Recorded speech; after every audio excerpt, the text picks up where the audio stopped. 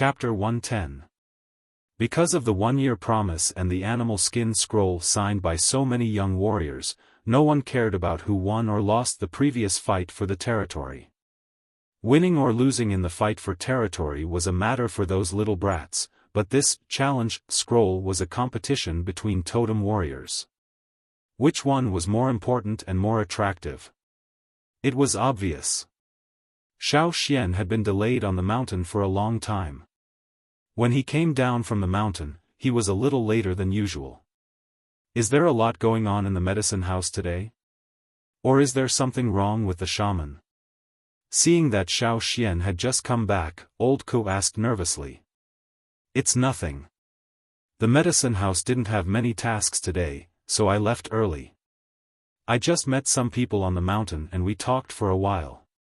Xiaofan said. Old Ku was relieved after hearing this. He even agreed with Xiaofan and said, "It's good for you to talk more with other people on the mountain." Okay, I know. After eating something, Xiaofan went back to his room. He rolled up his sleeves and slowly activated the totem power in his body.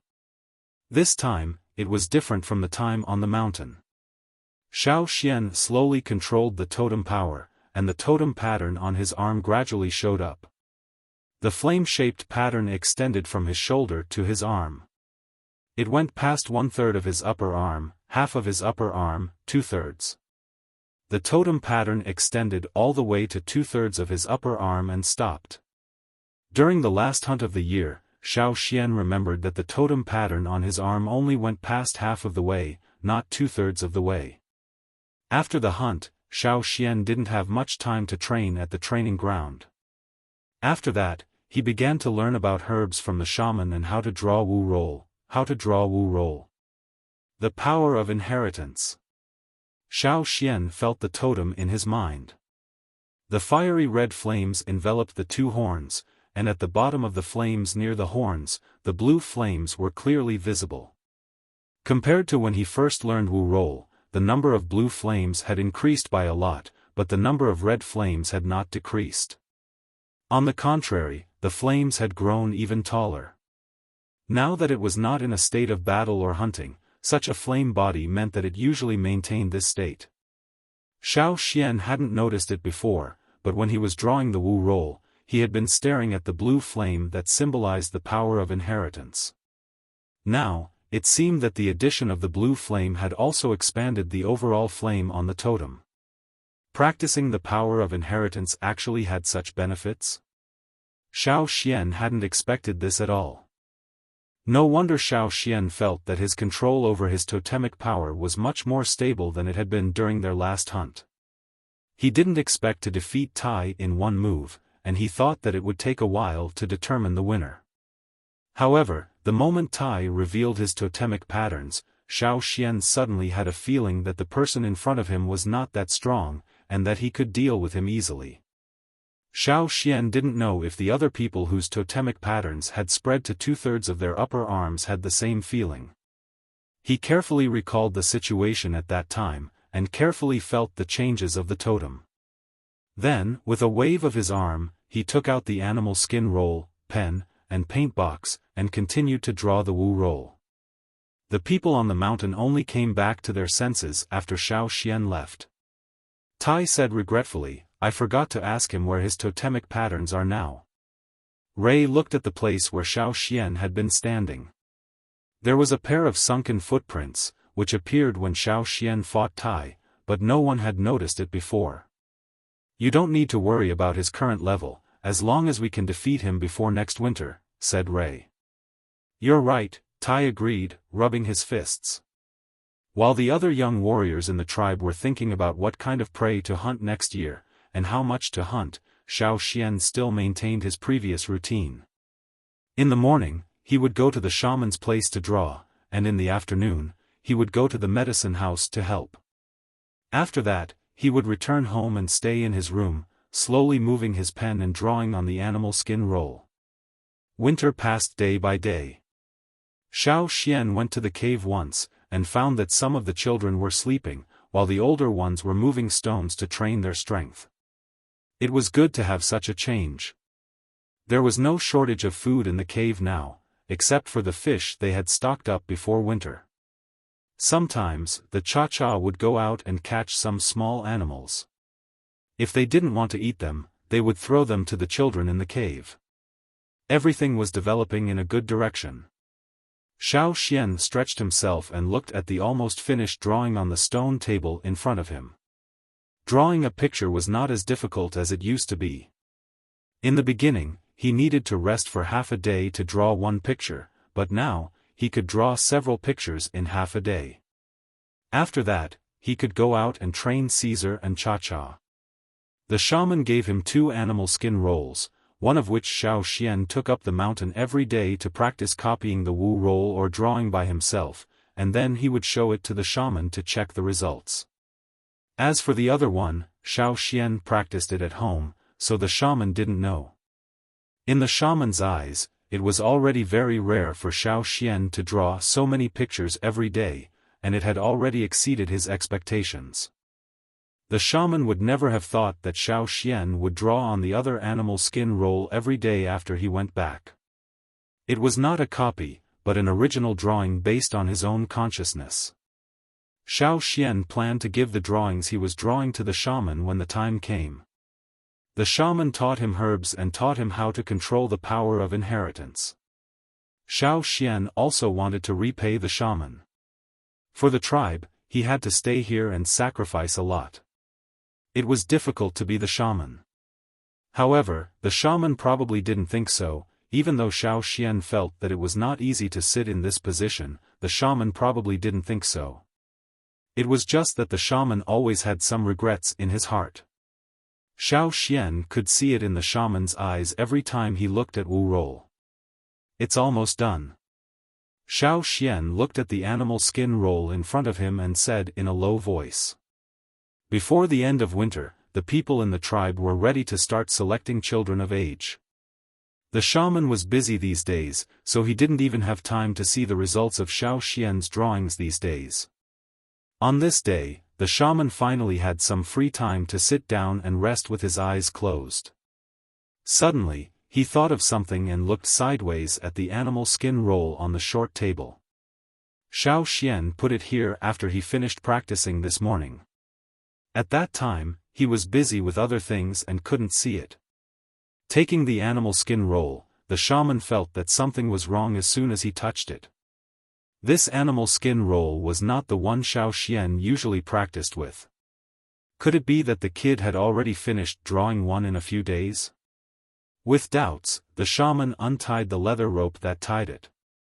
When he untied it, the shaman thought that every time he saw the kid draw Wu roll, he couldn't help but sigh in his heart. Why didn't he want to be a shaman? Sure enough, once the warriors ran out, they couldn't stop thinking about it. Children who had never gone out were easier to train. He opened the Wu roll.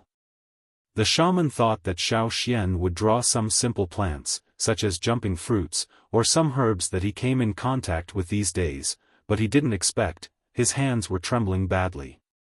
On the Wu roll, the first picture was a little long. If other people saw it, they would never understand what it was about. But what the shaman saw was the huge vines between the ancient trees, the mist rising from the mountains, and the faintly discernible pools hidden by the trees. He could faintly feel the vitality and danger in it, which made him feel as if his hair was trembling with nervousness. This was a picture full of the smell of the forest. After looking at the first picture, the shaman raised his hand and put it on his chest. His heart was beating a little fast. Many shamans were taught from a young age. After they were selected, they would never leave the tribe. Therefore, the shaman had never left the tribe since he was born. Although he knew a lot of things, such as the names of the ferocious beasts that the hunting team would encounter, and where the advance group would go, etc. But he only knew about it, and had never seen it with his own eyes.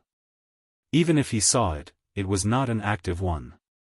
The prey that was brought back had already been slaughtered. Maybe when he was young, he dreamed that one day he could walk out of the tribe. But as he grew older and had been a shaman for so many years, he had calmed down and become a shaman with a heavy responsibility. He wanted to lead the tribe in a good direction. As a shaman, there were not many things that could make him so emotional at this age. But at this moment, the shaman couldn't control his emotions anymore. One picture after another, there were pictures of the hunting route, and also pictures of what Xiaofan encountered when he followed the advance group, such as the group of dragonfly plains. The shaman read it once, and then he came back and read it again. The people outside boiled some hot water, and brought some herbs in for the shaman to drink when he was thirsty. The people who came in walked silently, and put down the stone cup carefully, for fear of disturbing the shaman. When he walked out of the door, he glanced at the shaman, thinking that the shaman might be reading another book left by an ancestor. Every time he read something left by an ancestor, the shaman would be particularly emotional. On the other side, Xiaofan left the finished Wu roll, and went to the medicine house to help. When he got home, old Ku was already walking around the door, as if he was in a hurry. He walked around in a circle, and hit his crutch hard twice. "What's wrong?" Xiaofan asked. "You're back." Old Ku stepped forward, and his mouth trembled. He couldn't say anything for a long time. Calm down first." "I can't calm down." Old Ku breathed heavily. After a while, he finally recovered and said, "The shaman sent a message." "Well, what did the shaman say?" "The shaman asked you to prepare for the ceremony after the end of winter." "Isn't everyone going to attend the ceremony?" Xiaofan was confused. What was so exciting about that? "It's the core list. The group of people who are closest to the fire pit." Old Ku hit his crutch hard. Old Ku now had a sense of pride, as if his own child had finally made a name for himself. Although Xiaofan had made contributions before, and was praised by the shaman, and could learn from him, the ceremony was extremely sacred for the people in the tribe. Anyone who could participate in the ceremony would be so happy that they would kneel down and kowtow to the mountain, not to mention the group of people who were closest to the fire pit. After all, they were not aborigines. In the past 2 years, although Xiaofan tried his best to integrate into the tribe, he couldn't change his mind, so he wasn't as excited as Old Ku. Old Ku was quite enthusiastic. "What should we wear?" "Xian, where did you put your clothes made of thorn black wind skin? Take it out and let me wipe it." "Thorn black wind skin? I wore it once during the ceremony, and then threw it under the bed." It wasn't because it was too heavy, it was nothing for Xiaofan. It was just that he felt like he was playing a little monster, and there were thorns on his back. Old Ku took the thorn black wind skin and left to clean it carefully, leaving Xiaofan standing in the room. The group of people who were closest to the fire pit? Who were these people again? Thinking about it, Xiaofan's eyelids suddenly twitched. Damn, those people who danced the ceremony dance. It was the kind of dance that sometimes looked like digging vegetables, sometimes shaking their breasts, and sometimes like a waiter shaking a rag. I feel a bit ashamed. Chapter 111. The old ancient dance was also known as the sacrificial dance in the tribe. Not everyone could learn it. At the end of every winter, during the snow festival, 50 people would be selected to perform the sacrificial dance next to the fire pit. These 50 people were all elites recognized by the tribe. However, as far as Xiaofan knew, the 50 people on the list had always been young warriors with several years of hunting experience, as well as some people who had made great contributions to the tribe.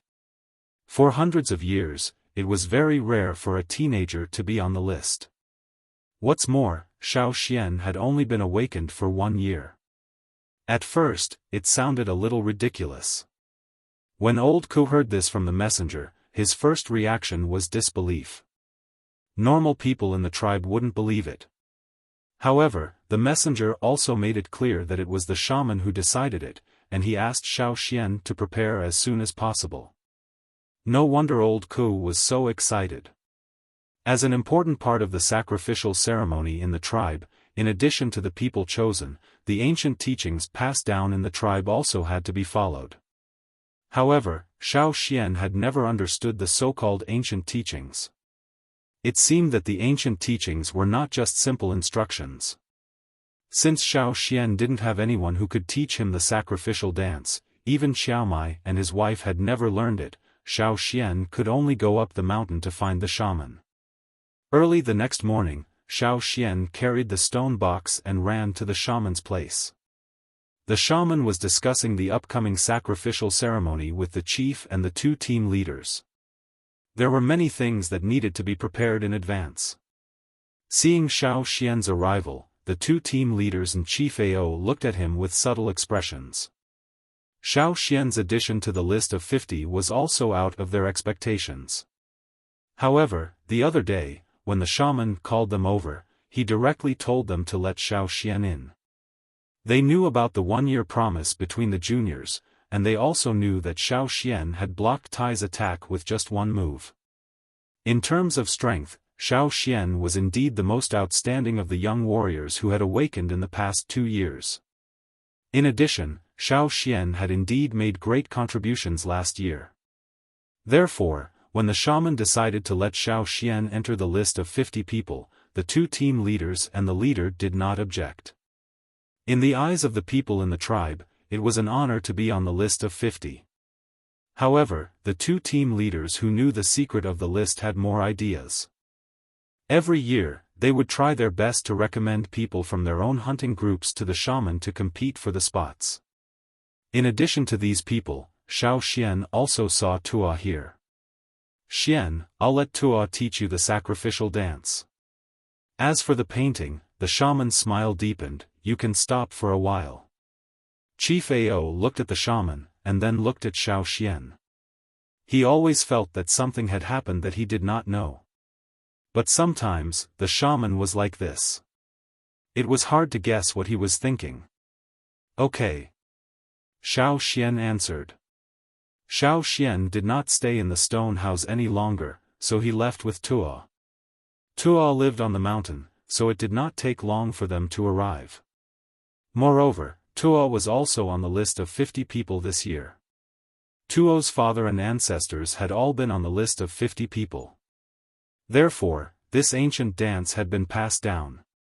He did not need to find someone else to learn it, because he was very familiar with it. Otherwise, the shaman would not let him teach Xiaofan. In fact, Tua was very surprised when he received the instructions from the shaman. After all, Xiaofan was still young, and he was only a junior totem warrior who had awakened for a year. How could he be on the list of 50 people? Perhaps it was because he had found his ancestors, Tua thought. "I learned the ritual dance a long time ago. It's not difficult." Tua said, "I'll do it first. Watch." After saying that, Tua began to dance in the house. His movements were still very funny in Xiaofan's eyes.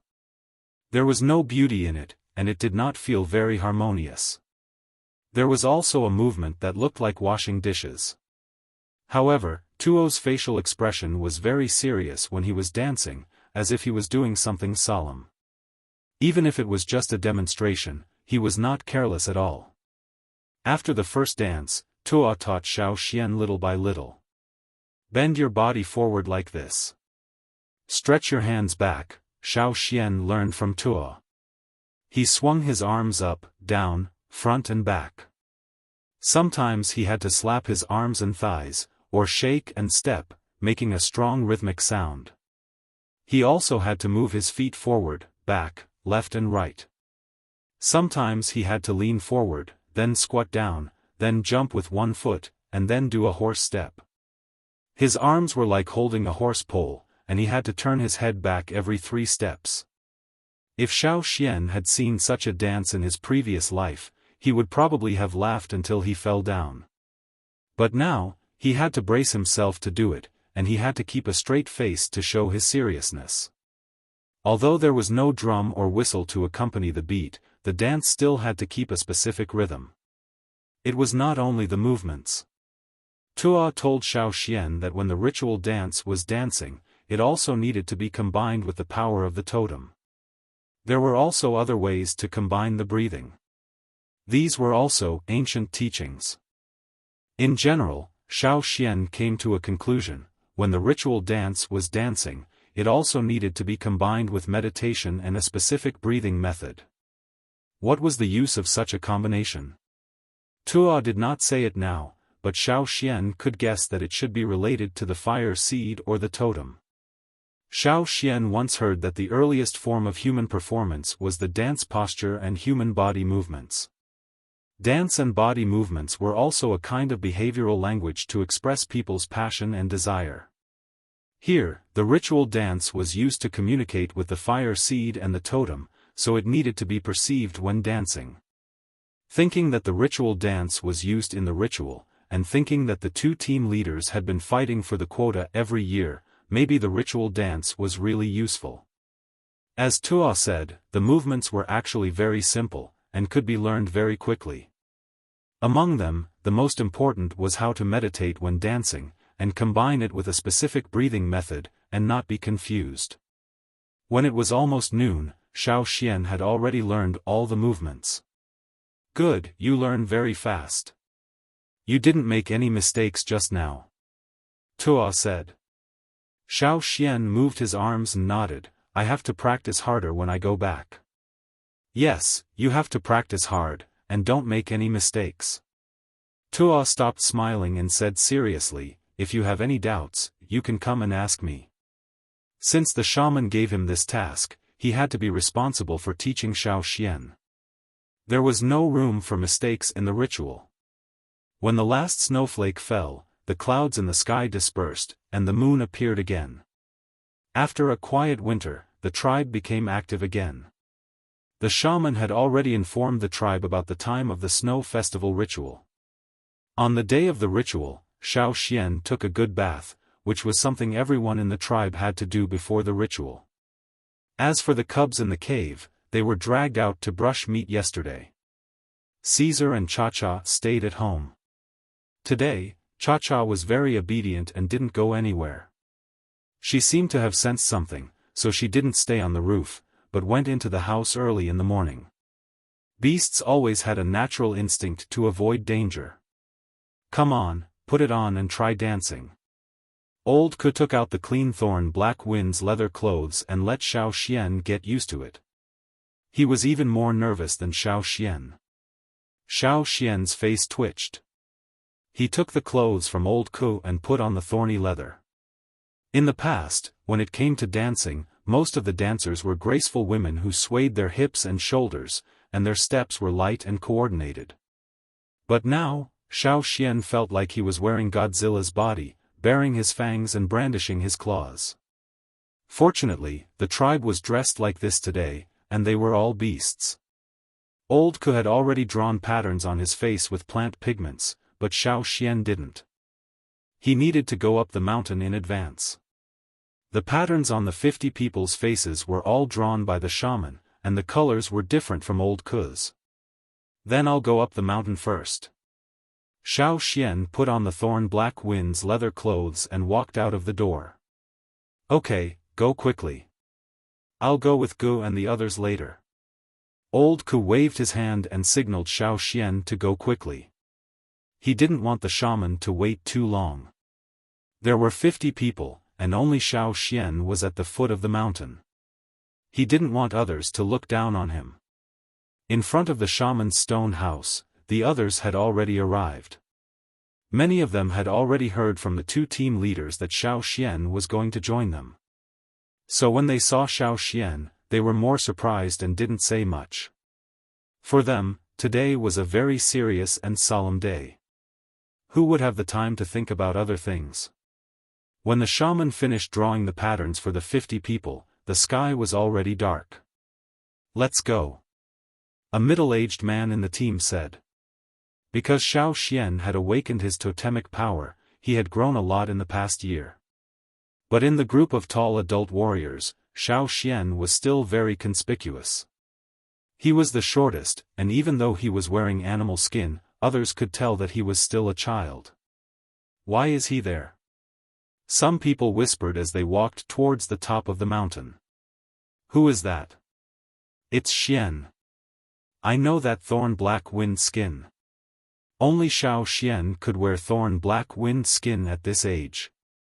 Did he really go to the right place? How could he be in the list of 50? How old is he? Shut up. That's the shaman's decision. In the crowd, some people were shocked, some were envious. Lang Jie and the others had already learned the truth from old Ku, but even now, they still couldn't believe it. The list of 50 people was something they had wanted since they were young. But now, it was taken by someone much younger than them. On a circle of wooden stakes around the fire pit, stone basins were filled with fresh fruits and ferocious beast meat for the ceremony. Xiaofan followed the team and walked to the side of a wooden pile. This was his current position. The ceremony was about to begin, and there were already many people at the top of the mountain. There were still people coming up the mountain, and many people were still talking about Xiaofan. As the youngest of the 50 people, and the only one in the last 100 years who had been awakened for only 1 year, he naturally became the topic of everyone. This year, there were more than 80 children who were about to be awakened, 2 more than last year. Among them were Tu and Jia Ba from the cave, and Yang Guang and his sister from the Qiaomai family. The sky was completely dark. The steps were the same as in Xiaofan's memory. When the shaman finally began to chant, Xiaofan clearly felt the totem in his mind move. At the same time, the flame in the middle of the fire pit, which seemed to be difficult to burn even for the wooden stakes, jumped up and rolled up, as if a barrel of oil had been poured into it. In the blink of an eye, it began to expand and spread. As a totem warrior, his perception of totems was naturally stronger. The rising flame in the fire pit drove the totem in his mind to also begin to expand. When the fire pit was full of flames, the two-horned totem wrapped in flames also appeared at the top of the flames. Chapter 112. The first flame of the 3 flames of the fire pit, soaring flame. Totem appeared. The totem power in their bodies became active even though they didn't actively activate it. The totem patterns on each totem warrior's face also appeared clearly. The blue and red colors in Xiaofan's mind jumped along with the flames. Xiaofan didn't know if it was his own illusion, but he felt that the flames in the fire pit were even higher and more intense than last year. It seemed that they would float out if he didn't pay attention. Standing next to the wooden stake, he couldn't move. Therefore, Xiaofan couldn't observe other people's expressions. He didn't know if other people had the same idea, and he couldn't hear anything strange from the shaman's voice. Xiaofan could only be suspicious. At this moment, the people present didn't think about anything else. They looked at the totem in the fire pit with pious eyes. The surroundings were lit up, and the whole mountaintop was covered with a layer of fire. The shaman's chanting became louder and louder. Dong! Dong dong! Drum beats with a specific rhythm, as well as the sound of bones and stones hitting, suddenly sounded. This meant that Xiaofan was about to start dancing. With the shaman's chanting, the people next to the wooden stake began to dance along the fire pit. As an ancient dance that had been passed down since the founding of the tribe, Xiaofan still underestimated it. It wasn't because the movements were difficult, nor was it because he was embarrassed to wash the dishes, dig the vegetables, and throw the rag in front of so many people. It was because when he started to dance, Xiaofan really understood the mystery of the dance, and the awkwardness gradually disappeared. The sound of footsteps and the slight sound of the 50 people waving their arms gradually became unified and blended into the drumming sounds around them. The originally strange rhythm became harmonious with the addition of the sounds made by these sacrificial dancers. With a specific rhythm, one sound after another resounded throughout the mountaintop. Xiaofan had been practicing the sacrificial dance at home these days. He memorized every movement by heart, and knew when to do which movement, so he didn't have stage fright. During the dance, Xiaofan used the special breathing method of the sacrificial dance according to Tuo's ancient teachings to feel the connection between the totems. Gradually, Xiaofan felt that he seemed to be connected with the surroundings. The totem in the fire pit and the totem in his mind seemed to be gradually synchronizing. Xiaofan didn't know whether the former was assimilating the latter or the latter was influencing the former. He didn't know the situation of the totem in the other ritual dancers' minds, but he was carefully perceiving such changes. The only thing that was different was the blue flame in the totem in his mind, which was not present in the fire pit.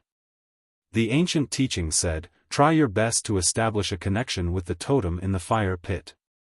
Xiaofan felt that he hadn't completely connected with the totem in the fire pit, so he tried to mobilize the blue flame in his mind. With the accumulation of the blue flame in Xiaofan's mind, the overall flame of the totem rose. At the same time, the flame in the fire pit suddenly rolled up, and the flame almost doubled in an instant. An experienced sacrificial dancer was so scared that he almost made a mistake. After all, he had never encountered such a thing after dancing for so many years. Fortunately, he had a strong ability to adapt, so he quickly calmed down and continued to dance. Everything around them continued. However, when they looked at the 50 people dancing around the fire pit, they felt that it was a little different from the previous years. It seemed that these people were no longer the sacrificial dancers dancing around the fire pit. They were no longer in such an occasion, but warriors armed with short swords and spears, ready to go hunting at any time. Even the experienced sacrificial dancers felt that this time was different from the previous years. They felt a kind of boiling feeling, which couldn't be calmed down. The momentum of 50 people in one was full of strong and fierce power, exuding a kind of invincible majestic spirit. If Xiaofan had to make an analogy, even the action of washing dishes could make people feel that the momentum was strong and incomparable. Unknowingly, the fire pit had entered the second flame. Fireballs flew out radially from the fire pit. Because the original flame in the fire pit had risen, the fireballs flying out seemed to be bigger than in the previous years. With the breathing method and the perception of the totem in meditation, Xiaofan could feel that every fireball was flying towards him. Contact and then absorption. Some new energy was flowing in his body, brought by the fireballs flying over. It flowed along the meridians and gathered in one place. The totem flame in his mind expanded rapidly with the newly absorbed fireballs. If the energy absorbed by others from the fireballs was like a trickle slowly accumulating, then the energy obtained by the people dancing around the fire pit was like rivers flowing into the sea. Xiaofan thought that this was probably the advantage and benefit of being a sacrificial dancer. Xiaofan heard from Mai and the others that the state of the totem in one's mind was closely related to the speed of improvement of one's strength. In this way, it was easy to imagine the benefits of being able to stay by the fire pit during the sacrificial ceremony. No wonder the two team leaders desperately wanted more people from their hunting groups to come here every year. But no matter what, there were only 50 places every year. The sacrificial ceremony was still going on, so Xiaofan couldn't afford to be distracted. When the third flame was finished, the ceremony was about to come to an end. Xiaofan didn't know what level the third flame had reached, but the shaman's great luck made the people on the mountaintop cheer. The 80 kids closest to the fire pit finished their awakening ceremony. Xiaofan stopped and looked around. These kids all had totem patterns on their faces. He looked carefully and found that none of them were missing. In the past, there were always a few kids who failed to awaken and had to wait for another year. But this year, all of them succeeded. Not only Xiaofan was surprised, but even the shaman didn't expect this result. 4 of them, the shaman thought that they would delay their awakening for a year during the pre-selection. But unexpectedly, they all woke up this time.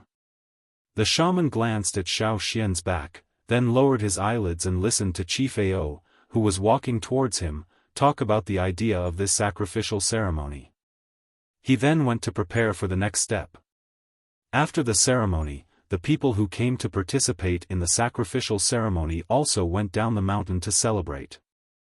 The shaman had said, "Great luck." Xiaofan went to talk to Tu and Ba for a while, then went down the mountain with old Ku. Turning around, Xiaofan bumped into Xiaomai and his wife, who had just finished talking to Yang Guang and his sister.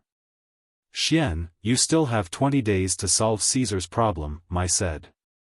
"But, since you can be selected as one of the 50, it will be easier to solve Caesar's problem." Last year, Ta's hunting team set out for the first hunt, and they took turns. This year, it was Gigu's team's first hunt, followed by Ta's hunting team. Therefore, after the sacrificial ceremony, Xiaofan still had 20 days to persuade the others in the hunting team, and he also needed to talk to Ta. In the end, it was still the big head Ta who made the final decision. Well, he also needed to talk to the shaman. Xiaofan planned to take Caesar to the hunt this year. He had been in the hunting team for almost a year, and he had analyzed the risks, advantages and disadvantages. Of course, theory was still theory. In the forest, anything could happen, and no one could be absolutely sure. It was always better to be cautious. Therefore, Xiaofan planned that if Caesar did not perform well after going out with Caesar, he and Caesar would stop at the first hunting place, so as not to disturb the others' later hunts. In the next few days, Xiaofan took Caesar to the shaman, and told him his idea. The result was just as Xiaofan expected. The shaman did not object, but looked forward to it. He even specially allowed Xiaofan to wait at the first hunting place with Caesar if something went wrong. Since the shaman had spoken, Ta did not say anything. Moreover, he had always remembered Xiaofan's words last year, "A good dog is the hunter's eyes and ears." He also wanted to see how this wolf, who had been raised in the tribe by Xiaofan since childhood and was thought to have lost its spirit, would perform. If it did perform well, he would not mind making it more convenient for him. After dealing with the shaman and Ta, Xiaofan invited Caesar's hunting group to the training place. He let them watch Caesar's training, so that they could know more about Caesar's performance. Originally, they thought that since the shaman, the team leader, and Mai had all agreed, they would not object. Moreover, Xiaofan was one of the 50 participants in this ceremony, so they did not want to offend him. After watching Caesar's training, some people even said that they would like to raise a wolf cub in the future. After all, there were always conflicts between wolves in the forest, and the loser would kill all the wolf cubs in their den. They had seen this several times, so maybe they could take the opportunity to bring some back. After dealing with the hunting group, Xiaofan began to prepare for the hunt. The stone tools had been prepared in the winter, so there was no need to polish them anymore. Caesar's training continued every day. Xiaofan also increased the difficulty of some traps, to see how it reacted. Caesar was very smart. Except for some too complicated ones, it could learn most of the skills Xiaofan taught to it. Have you ever thought about what will happen to Cha-Cha in the future? Old Ku asked. Cha-Cha is not as honest as Caesar, and maybe it has already avoided us and flown out of the tribe to play a few times. Xiaofan said. Once, he found some grass clippings on Cha-Cha's fur. That kind of grass did not belong to the tribe, but could only be found in the hunting forest. That time, Xiaofan taught it a lesson, and it behaved for a while. But now, it probably could not hold back anymore. Now Cha-Cha had grown up a lot. In another half a year, Xiaofan's arm would not be enough for it to rest on. But according to the shaman, this bird was still a child. It was curious, and could not be controlled. If it wanted to fly, no one could stop it. Now, Cha-Cha had already flown to the surface of the river to play. Sometimes, he would quickly fly over the surface of the water to catch the fish. After tearing them apart, he threw them into the water and watched the piranhas crazily scramble for them. This bird was not easy to tame. Nobody knew how long it would take to tame it until it could be brought out with the hunting group. 20 days later, Gigu's hunting group had not returned yet. But Ta had already confirmed the quota for the upcoming hunting trip, and announced it to everyone from top to bottom. Looking at Caesar, who was following Xiaofan up the mountain, old Ku suddenly felt quite reluctant. In the blink of an eye, the little wolf cub that Lang Jie had brought back 2 years ago had grown so big. Chapter 113. From the top of the mountain to the moment they left the tribe, Caesar had attracted a lot of attention. When they were walking down the path of glory, the people on both sides of the road had all their attention on Xiaofan. Why did that wolf also want to go out with the hunting team? Were they crazy? This kind of news was enough to make the people in the tribe talk about it for a long time. When they first went hunting with the hunting team, Lang Jie told Xiaofan, "You don't need to do anything, just keep up with them." And now, Caesar's first test was also to keep up. When people in the tribe went hunting, they relied on the early training and the guidance of their seniors. But Caesar, after following the hunting team into the forest, showed more of his animal instincts. Relying on this instinct, Caesar was not scared or flinched in the face of the strange environment. Instead, he became more and more excited. Even though he had been locked up in the tribe for 2 years and grew up in the tribe, when he came out and entered the forest, his wild nature was still aroused. He ran like a free wind. If the hunting team did not forbid him to run, he would have roared. At first, Caesar was also curious about the surroundings and sniffed around. But after several warnings from Xiaofan, he restrained himself. Now, under the influence of his instinct, he followed the hunting team closely and did not drag them down. Sometimes the hunting team directly walked through the trees. Caesar could not climb up the trees, so he stayed below. When he was in the light, he would slow down a little, but when he was in the dark, he would speed up. This was an instinct hidden in Caesar's blood. When he was in the tribe, he did not show it. But when he was in the forest, it was very obvious. Seeing that Caesar was following them all the time and did not cause any trouble, the hunting team was relieved. On the way, Caesar helped the hunting team to lure away a large beast, and easily returned to the team. After climbing over the mountain, they arrived at the first stronghold. They rested for the night and started hunting in the morning. When they went down the mountain, Lang Jie said to Xiaofan, "Xian, keep an eye on Caesar. There are traps in this area. Be careful not to let it be." Before he finished speaking, Lang Jie saw that Caesar had already walked to the area where the traps were set. He sniffed left and right, seemingly walking around randomly, but he didn't step into any of the traps. The other members of the hunting group also slowed down their steps and looked in that direction. In this area, there were very few large wild beasts and ferocious beasts. Setting up traps here was actually mainly to guard against them. If other large wild beasts or ferocious beasts chased up the mountain, these traps could be used to block them. However, at this moment, Caesar was walking inside, but there were no sounds of traps being activated. Coincidence? That was too much of a coincidence. In the area where Caesar was walking, there were more than a few traps. However, until now, none of them had been activated. Everyone turned to look at Lang Jie blushed, and his eyebrows twitched. Obviously, the situation in front of him was also out of his expectation. I taught it to recognize some traps, so it has a lot of practice in this area. Xiaofan said calmly. He had already expected that the traps over there wouldn't pose a threat to Caesar. When they were in the tribe, such traps were an essential training task every day. It knows how to avoid traps? Lang Jie swallowed his saliva, and found it hard to accept. If even such a wild beast knew how to avoid traps, then who would set traps for them in the future? Would it look good there? When I come back in the afternoon, I will change the traps over there. Lang Jie said seriously. Indeed, he didn't put much effort into the traps over there. After all, the chances of them being used over there were not high, and they were only used once a year.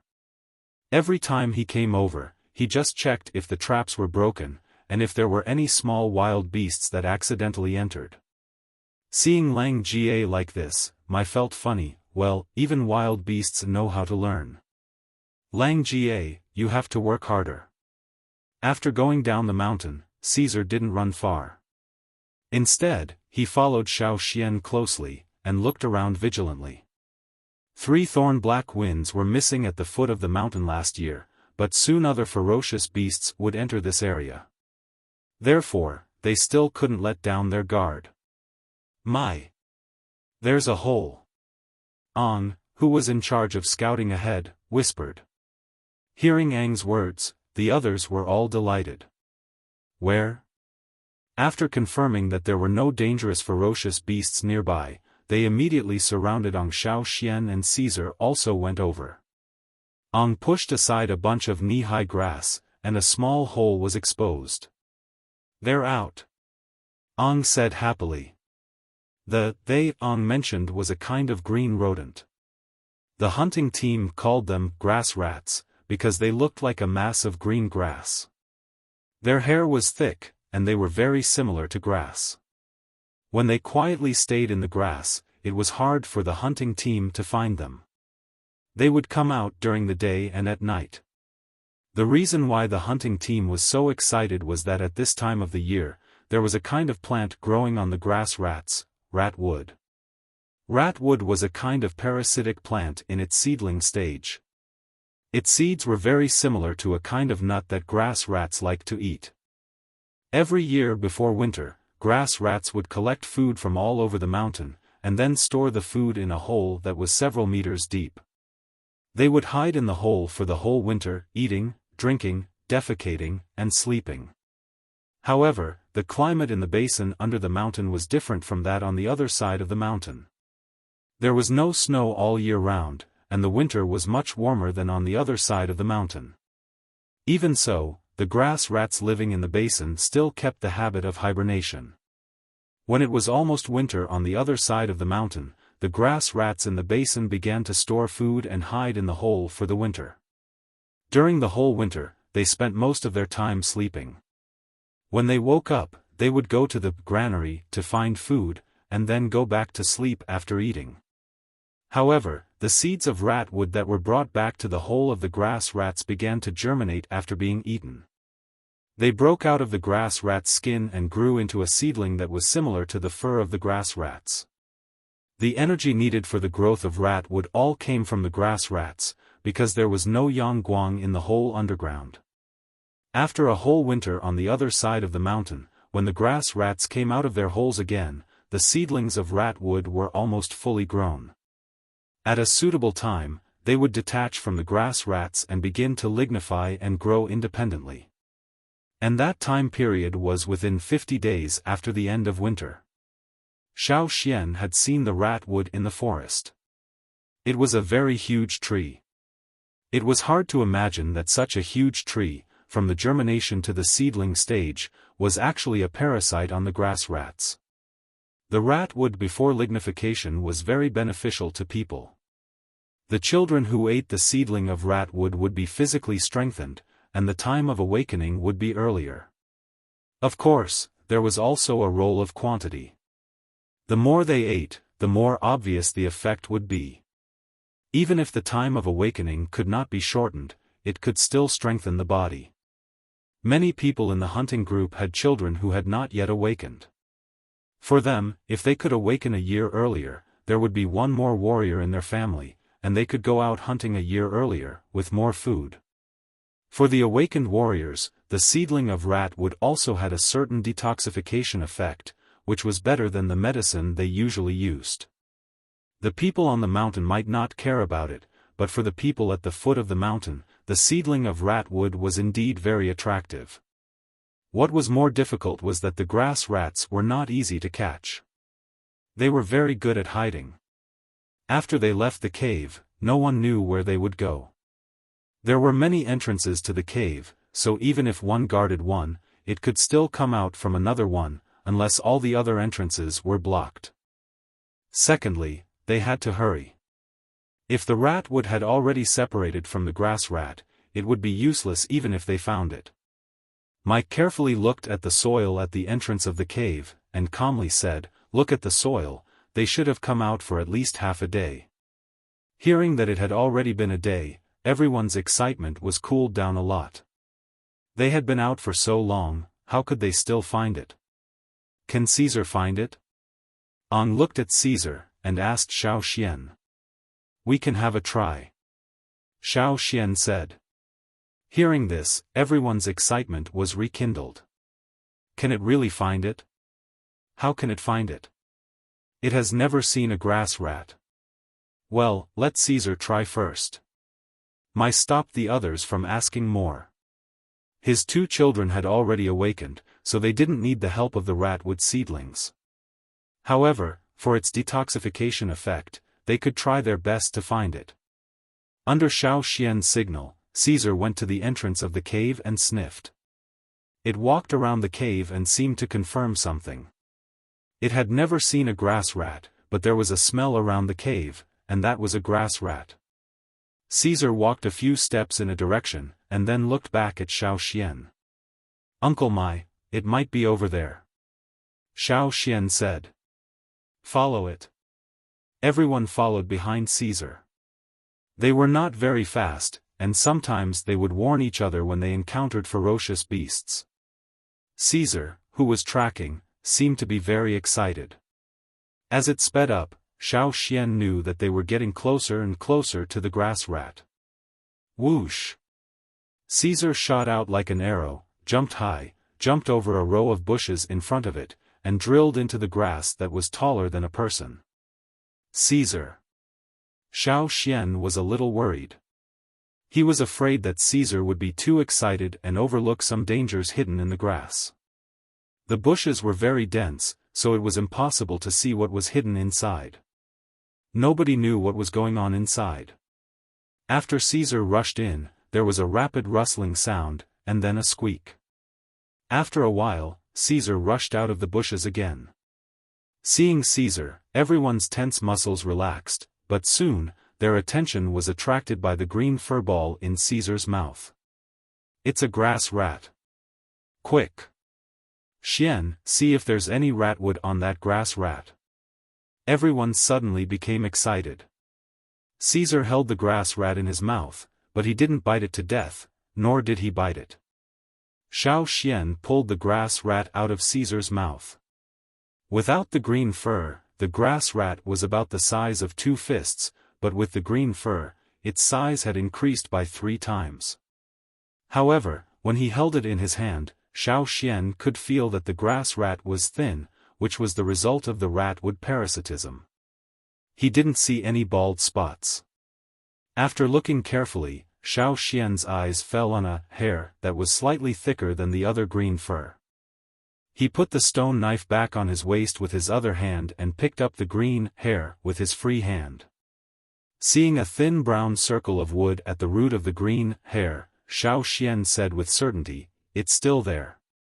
He handed the grass rat to the people next to him and asked them to cut the seedling of the rat wood. He then looked around.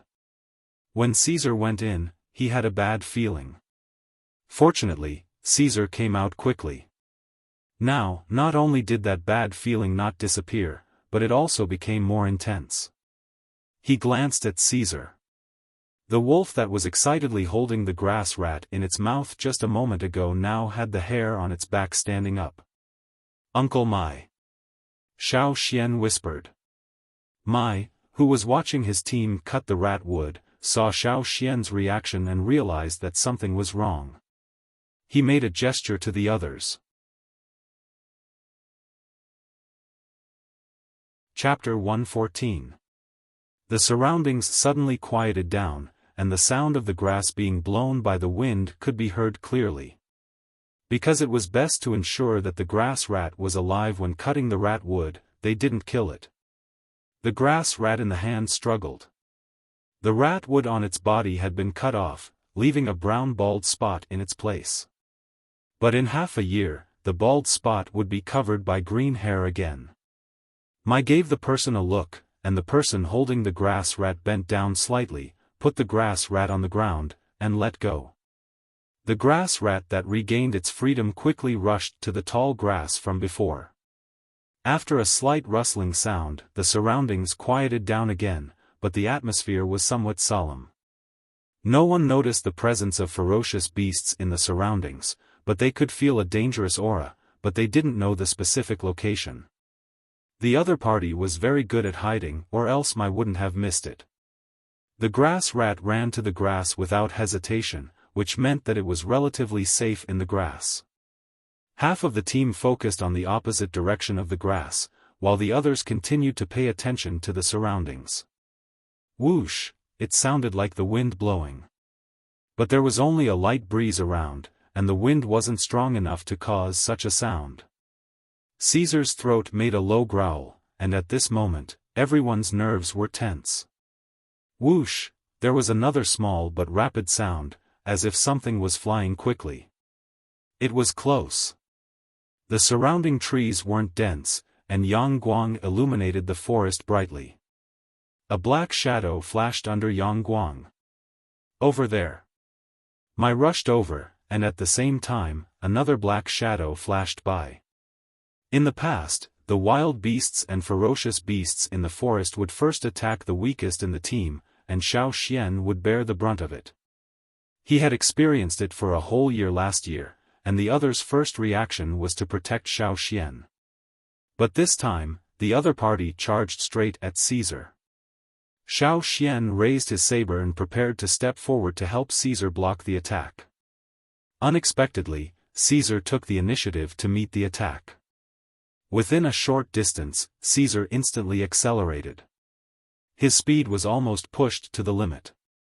Like a tightened and loosened bow, he shot out and collided directly with the flying creatures. Bang! Puff! The sound of collision and the sound of flesh being cut rang out. The two landed on the ground and started fighting. It was a creature that looked like a bat with a winged claw. Its wingspan was about 2 meters. It was probably bitten by Caesar, so it couldn't fly up immediately after landing. However, such a creature should only be active at night. Why would it come out in broad daylight? While the two were fighting, Xiaofan threw a few spear darts at the bat-like creature. It was Caesar's first time encountering such a strong opponent in the wild, and it might not be able to deal with it easily. There were already a few scratches on its body. The stinging of the spear darts distracted the bat. Puff! The sound of flesh being forcefully torn was heard. The smell of blood spread. Caesar tore off one of the bat's wings. The sharp cry almost broke through the eardrums, and the sound waves made people dizzy. But soon, the cry came to an abrupt end because the bat's head was bitten off. Following Caesar's low growl, there were a few more puffs. The dead bat was bitten into a bloody mess. Only then did Caesar stop. Caesar, come here. Xiaofan quickly stepped forward, intending to check on Caesar's injuries. However, just as he approached, Caesar, who had been staring at the dead bat with his head lowered, suddenly looked up at Xiaofan.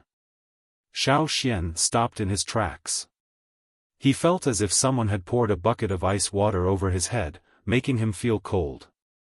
At this moment, Xiaofan was looking at a pair of eyes filled with ferocious killing intent. The cold gaze seemed to tear everything around it into pieces. It was emotionless. In the wolf's open mouth, 4 of its fangs were stained with blood. Blood dripped down the fur around its mouth. Xiaofan knew that at this moment, Caesar's ferocious nature, which had been suppressed for 2 years, had awakened. Xiaofan remembered the pack of wolves in the forest where the hunting ground was located. Caesar was similar to those ancient wolves. Even if he had been a cub, even if he had lived in the tribe for the past 2 years, even if Caesar had gotten along well with the people around him, the ferocious nature was still hidden in his body. It was only waiting for an opportunity to awaken again, like a volcanic eruption. The longer he suppressed it, the more intense the eruption would be. Looking at Caesar, who was crouching beside the bat, Xiaofan tightened his grip on the stone knife in his hand. If Caesar could not control his ferocious nature and attacked everyone, the hunting group would not spare him. Xiaofan would stab him himself, and no one else would have to do it. After 2 years of raising him, it was impossible to say that he had no feelings for him. Over the past 2 years, he had grown from a cub that could be held with one hand to a wolf that was taller than himself. Many things had happened in between. From the cave to his own house, Xiaofan had grown from a thin child to a totem warrior. Caesar had always been by Xiaoxian's side.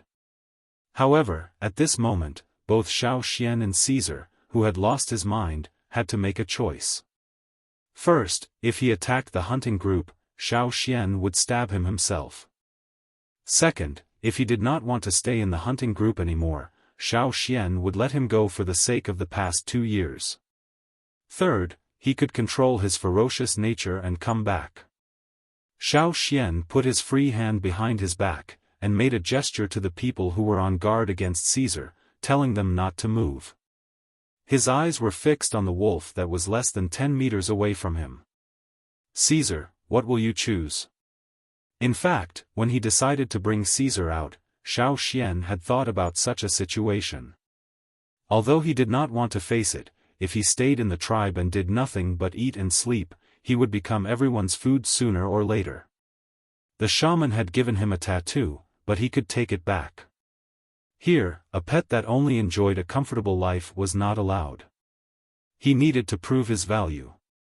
Blood flowed from the corners of the wolf's mouth, and its eyes were filled with killing intent. It stood there, panting.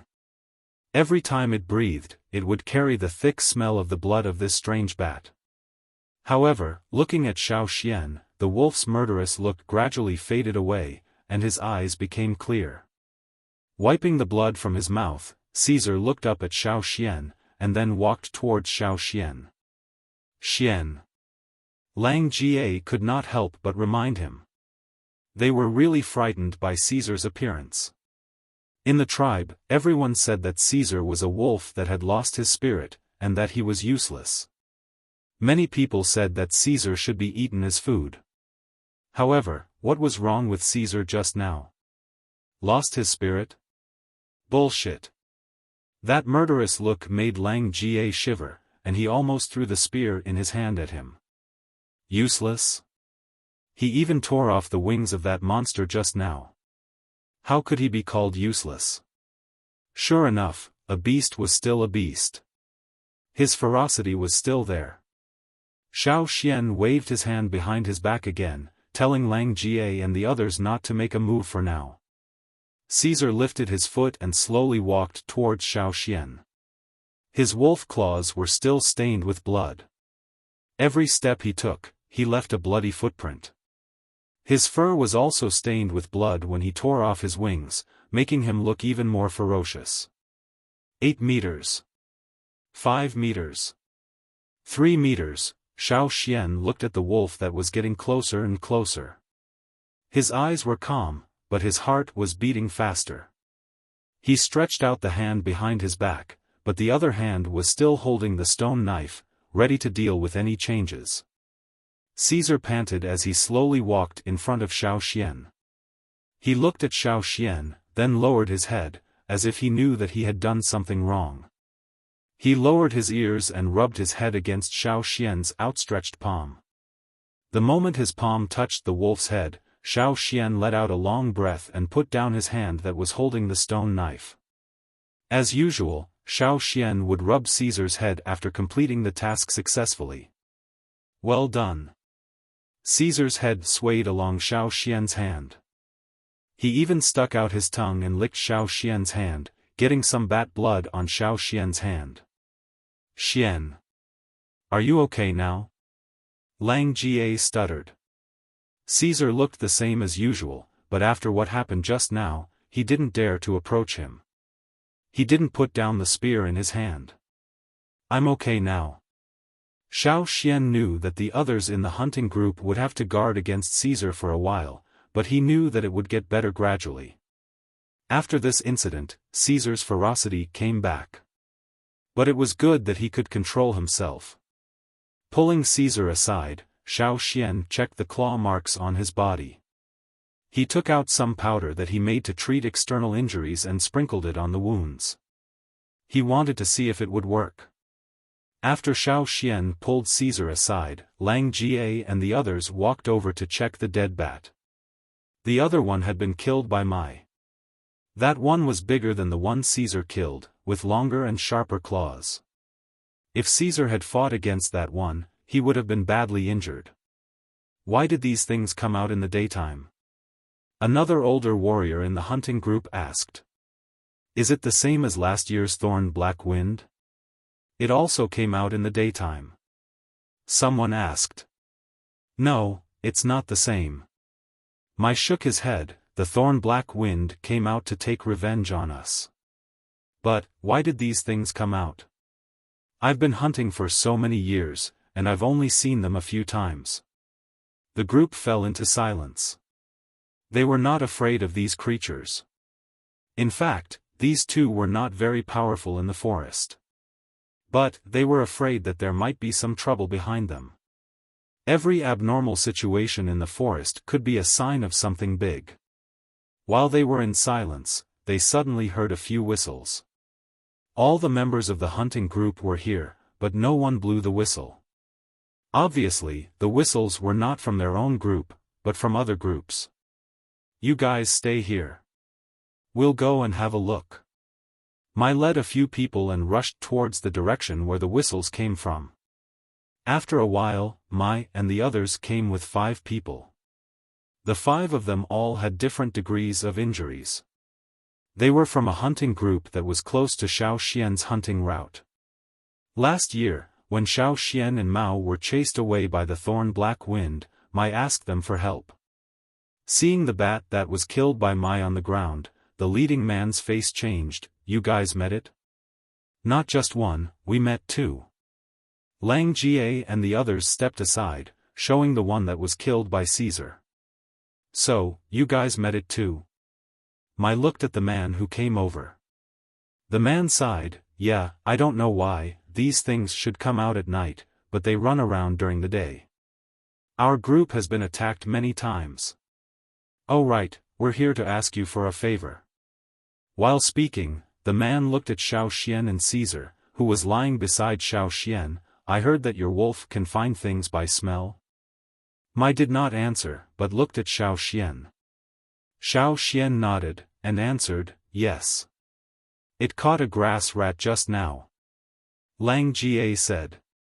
Although they were still on guard against Caesar, they could not help showing off to the other hunting groups. When they left the tribe, the other hunting groups often mocked them. We want to borrow it. The man did not care about Lang Ga's tone, and said. What for? Mai asked. Looking for someone. Chapter 115. Among the group of people, the leading one was called Cha. He was about the same age as Mai, and was the second in command of the hunting group next door. He had a lot of authority in that hunting group, and he was also quite powerful. Among the 5 people who came, Cha was the least injured one. Did you lose anyone? Mai asked in surprise. The hunting had just begun, and no one had gone missing. Obviously, something was wrong. 3 of them went missing. When we were resting in the first location, the 3 of them went to fetch water, and then they never came back. Cha's voice was hoarse when he was talking. Obviously, this incident was a great blow to their hunting group. If something had happened to them during the hunting, it would be fine.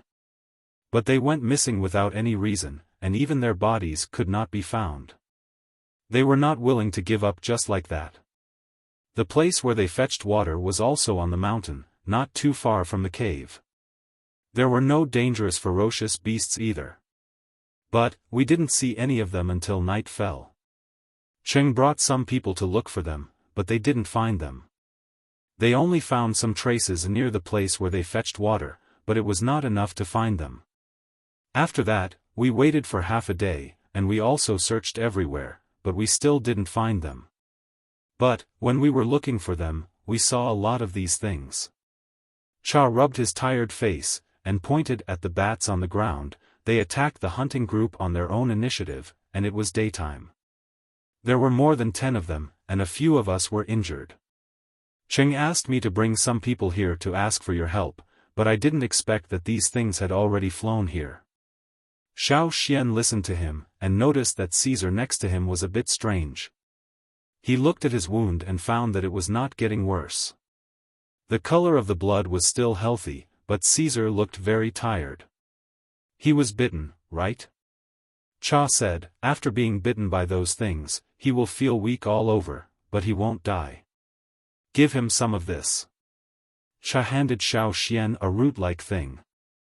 Xiaoxian had learned about herbal medicine from the shaman for a long time, so of course he knew what it was. This kind of root could refresh one's mind, and could also cure some narcotic poisons. However, it was very difficult to find them in the hunting ground. Besides, Cha and the others didn't think highly of Caesar before they set off for the hunting trip. They even laughed at Mai for allowing Caesar to come with them. But now, Cha was actually willing to take him out. Seeing Mai, Lang Jie and the others looking at him, Cha said helplessly, I still need him to help me find people. That was true. Who asked you to laugh before? Now that you need help, you're looking for it, right? Lang Jie and the others really wanted to show off, but when they thought of what had happened, their hearts sank again. Disappearing without a trace, not even a trace of the person could be found. Just hearing about it made one shiver. They were not afraid of fighting ferocious beasts, but they were always nervous about the unknown. What did Cheng say? Mai asked. Cheng said that the person who fetched the water might have been bitten by those things. He couldn't fight back, and might have been dragged away by those things. But, there weren't many traces, so it's hard to find him. Cha looked at Caesar again, who was getting more and more energetic. I hope it can help. Xiaoxian checked the wounds on Caesar's body. After making sure there were no problems, he focused on the 2 dead bats. The saliva of these bats had a strong narcotic effect.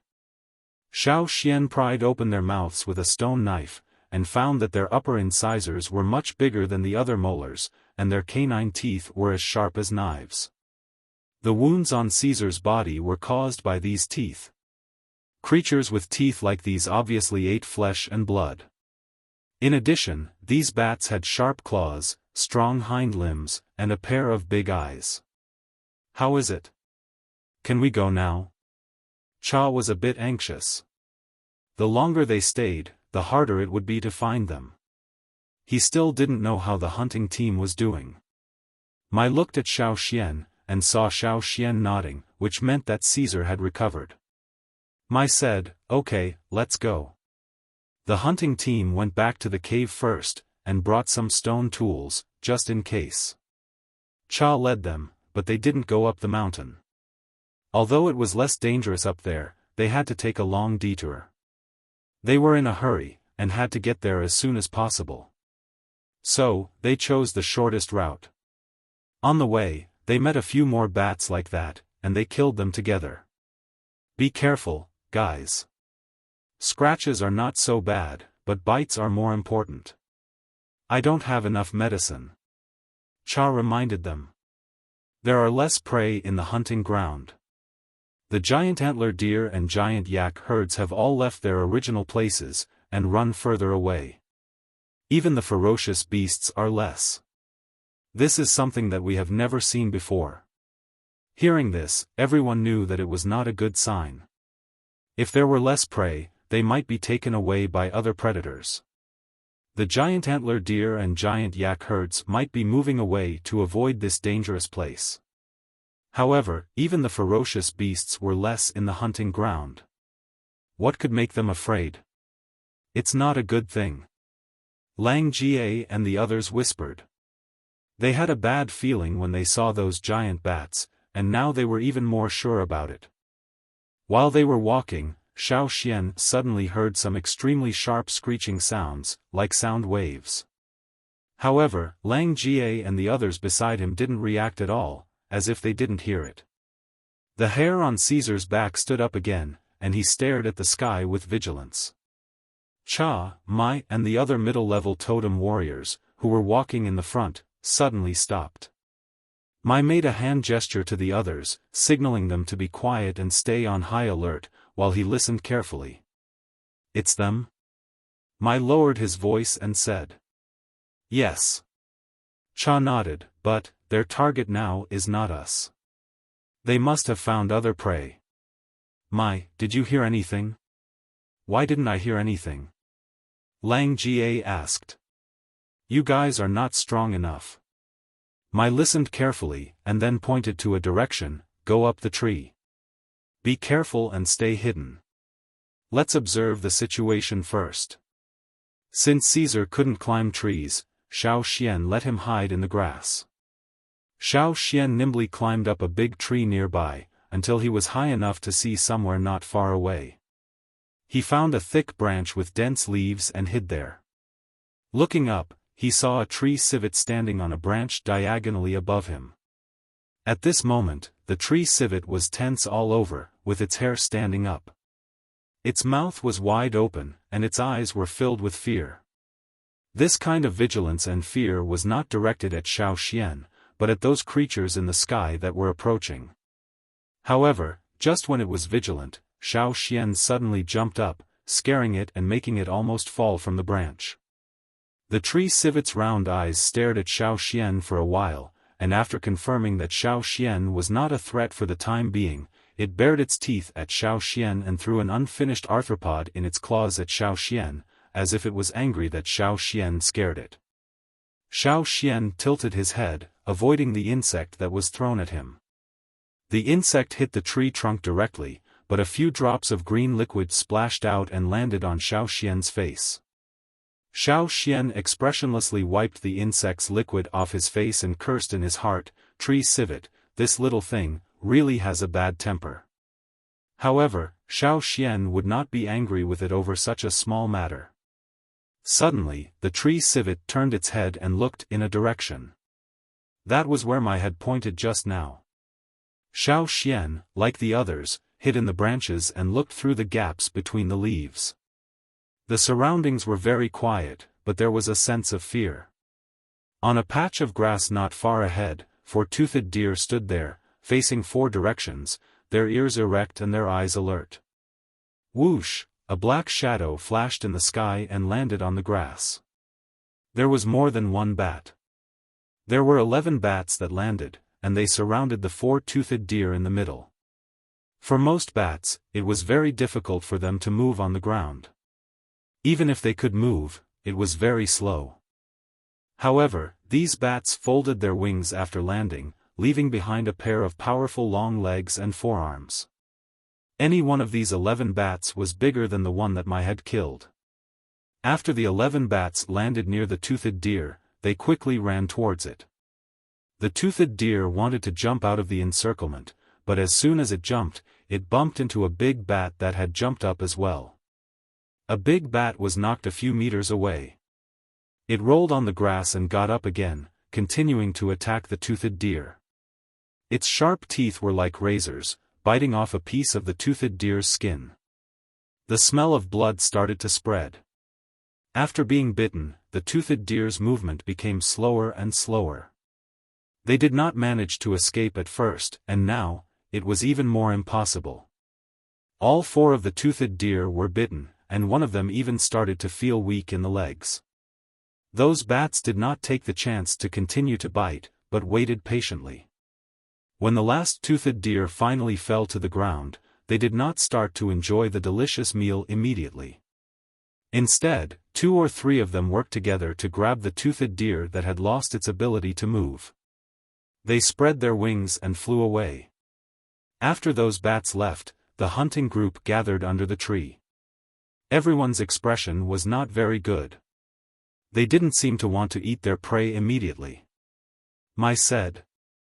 Cha's face was gloomy, that's why Cheng said to find the missing people as soon as possible.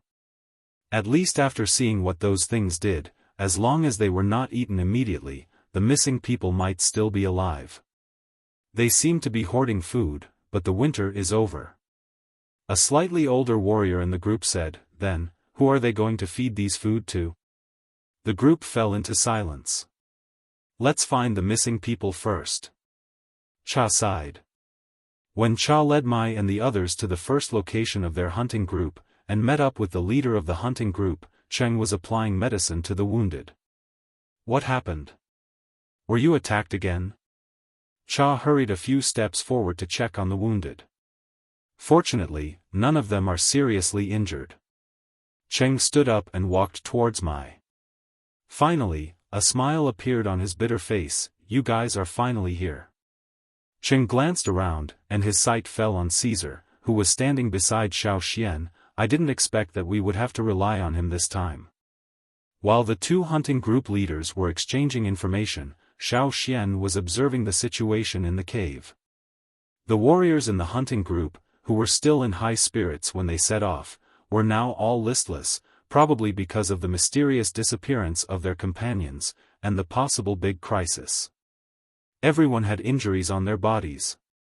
Fortunately, most of them were scratches and only a few had been bitten. The most fortunate thing is that I didn't bring those brats with me this time. Otherwise... Cheng didn't continue. If there were any newly awakened young warriors in the team, they would definitely be the ones to be attacked the most. Just like Xiaofan last year, the newly awakened young warriors did not have much hunting experience. If they were not careful, they would die. Xian, it's up to you and Caesar now, Cheng said.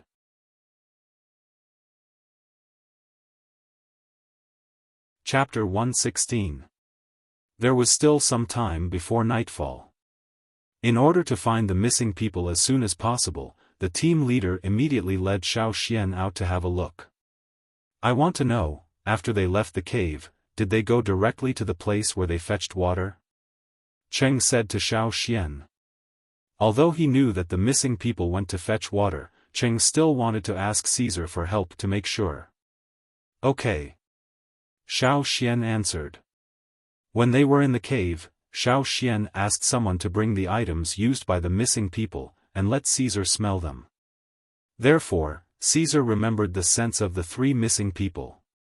Cheng and Mai led about 10 people each, and went out with Xiaofan. We tried to follow those things, hoping to find their nest. However, after following them for a few times, we found that their caves were all different. Said Cheng. Cha went to ask Mai for help. Firstly, he wanted to borrow Caesar to try to find the missing people. It would be best if he could find out which cave the missing people were taken to. Secondly, no matter whether he could find the missing people or not, they had lost 3 people all of a sudden. The current situation was still a bit strange, so they had to ask for help in advance. And the people they asked for help were naturally Mai's team, which was the closest to the hunting route. Cheng sighed, and looked at Wolf who was walking in the front. Caesar walked in front of the team, walking and sniffing. After leaving the cave, they were indeed on the way to the place where they fetched water. However, on the way, Caesar stopped. After observing Caesar's reaction, Xiaofan said, one of them went that way. Cheng looked at the direction Xiaofan pointed, and shook his head. There is no cave, no forest, and no water there. We don't usually go there. We didn't look carefully over there. Said Cha. Cheng stayed silent for a few seconds, and said, let's go to the place where they fetched water first. There was only one person who left halfway, but all 3 of them were missing. What happened to the other 2 who went to the water point? The place where Cheng and his hunting group got water was a natural pond, which was near the mountainside, not too far away from their first stronghold, the cave. We usually come here to fetch water, at least 3 people at a time. There are no dangerous beasts on the mountain. Even if we encounter one, we can escape smoothly. I've come here to fetch water several times. But, it's different this time. Cha pointed at the grass under his feet. There were some marks on the grass, probably from when the missing person fell to the ground. A lot of the grass was crooked. There were knife and claw marks on a stone beside it. The knife marks belonged to the missing warrior. The claw marks were similar to the claws of the bats, and they were even bigger than the bats he had seen before. If the missing warrior was taken from the air, then it was no wonder that the hunting group couldn't find him, because there were no other useful clues on the ground. However, after being taken away from the sky, even Caesar, who had a much more sensitive sense of smell than humans, found it difficult to continue searching. "Let's go take a look at that," Cheng said with some disappointment. That was the only way.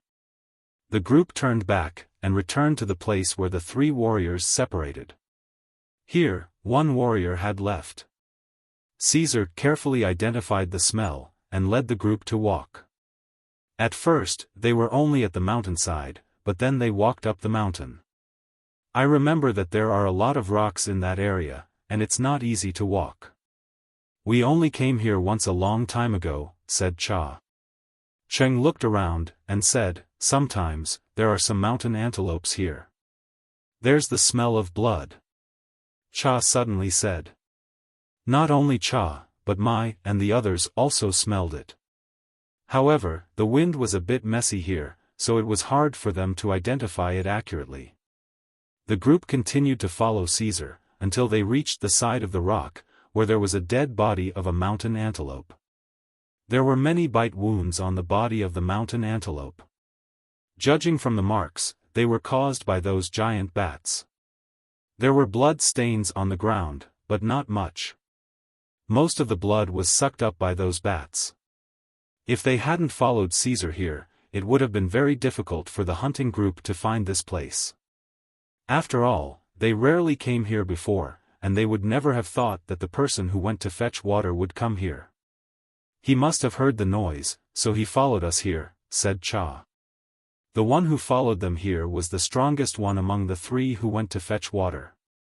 Maybe he didn't expect that he would run into those bats who were chasing after their prey in a place like this on the mountain, and that he himself was killed, and disappeared without a trace.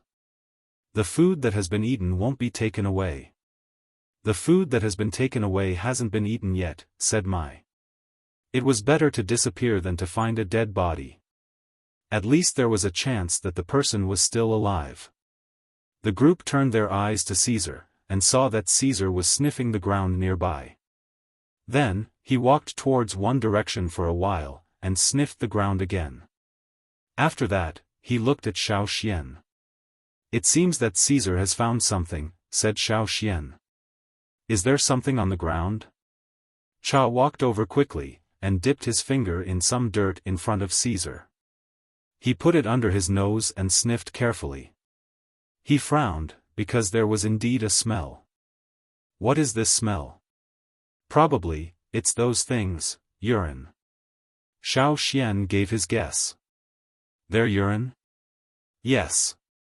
Those things ate too much, so they excrete more water to make their bodies lighter, and easier to fly," Xiaofan said. Hearing Xiaofan's words, Mai and Cheng all nodded. They felt that it made sense. With such a clue, the group was refreshed, and they continued to follow Caesar. After walking out of this rocky area, there weren't many trees around. After walking for a while, they approached the place where they fetched water, but they didn't go there. Instead, they kept moving forward. "Those things urinated all the way?" asked Cha. "Probably all along the way, but there is also the smell of people here," Xiaofan said according to Caesar's reaction. "What do you mean?" Cheng looked at Xiaofan. "In other words, the people who were caught might have been urinated all over," Xiaofan said. "They were soaked in urine, and the warriors who fetched the water were all wearing furry animal skins that could absorb some water and drip it down along the road. That warrior was really unlucky. He went out of the cave to fetch water, but not only was he caught by the bats, he was also urinated all over. But, because of that, there were continuous clues left behind." The group followed Caesar and walked on the mountain. Sometimes, the smell was interrupted, so they had to expand the search area. Looking at the sky, Mai was a bit worried. "If we keep searching, we might not be able to get back before dark. We don't know if there are any caves around." We rarely came here before, but those things have quite a lot of caves. We followed them and found a lot of caves on this mountain, said Cheng. Where are their caves? Asked Xiaofan. Cheng raised his hand and pointed in a few directions. Those places are not on our hunting route, so we are not familiar with many places. Caesar had already stopped. The smell was interrupted again. This time, they might not be able to continue. What should we do? Chao looked around. They were on a mountain that was not very high. There were no trees around, only a patch of grass on the ground. They could see everything around them, and could not see anything unusual. Xiaofan stood there. He felt that the totem in his mind was active. He looked at the others and found that they did not seem to be in the same situation. Xiaofan carefully observed the direction where the flame on the totem was floating. He looked in that direction, and found that it was the top of the mountain. Because it was not high, there was no snow, only a patch of grass. Xiaofan walked towards that direction. Mai and the others thought that Xiaofan had determined the direction according to Caesar's behavior, so they followed him. As they got closer to the top of the mountain, the totem in Xiaofan's mind became more active. In addition, Xiaofan also heard some sounds, like the sound of air flowing rapidly, similar to the sound of magnified breathing. Uncle Mai, what did you hear? Xiaofan asked. No, I think I heard it. It was the cry of those things, but it was not clear. It should be too far away, said Mai. I heard it too. Cheng quickened his steps and ran towards the top of the mountain. The cry of bats? Xiaofan frowned. No, it could not be. What he heard was not the cry of bats. Cheng, who had run to the top of the mountain ahead of the others, suddenly stood there, motionless, as if he had seen something incredible. What did you find? Mai and the others also quickened their steps, and stood on the top of the mountain after a few jumps. Just like Cheng, the others were also stunned. In front of them, there was a huge pit with a diameter of more than 100 meters and a depth of more than 80 meters. The inner wall of the pit was not as barren as the other parts of the mountain. It was like another world inside. A few thigh-thick vines were intertwined and extended downwards, with huge umbrella-like leaves spreading out. The inner wall of the pit was also filled with all kinds of plants, some of which were even blooming and bearing fruit. This place is, Cheng had never come here before, so he did not know there was such a huge pit here. When they were chasing those things, they had never walked to the top of the mountain. Xiaofan stood on the edge and looked down. It was still bright, and there was enough light to see the bottom of the pit. However, compared to the inner wall of the pit, there were fewer plants at the bottom of the pit. There were only some unknown kinds of grasses, which were monotonously distributed there. The totem in his mind was unusually active, and the flames around the horns were dancing. Something was attracting him down there. There are quite a few precious herbs down there, some of which I have only seen on the animal skin rolls in the shaman's place. Xiaofan said. Mai and Cheng looked at each other and said, let's go down and have a look first. You guys wait and see. Mai, Jia, Cheng and the others went down along the vines to see if there was any danger in the pit. Xiaofan, Lang Jie and the others were waiting on the top, and they would act according to the situation.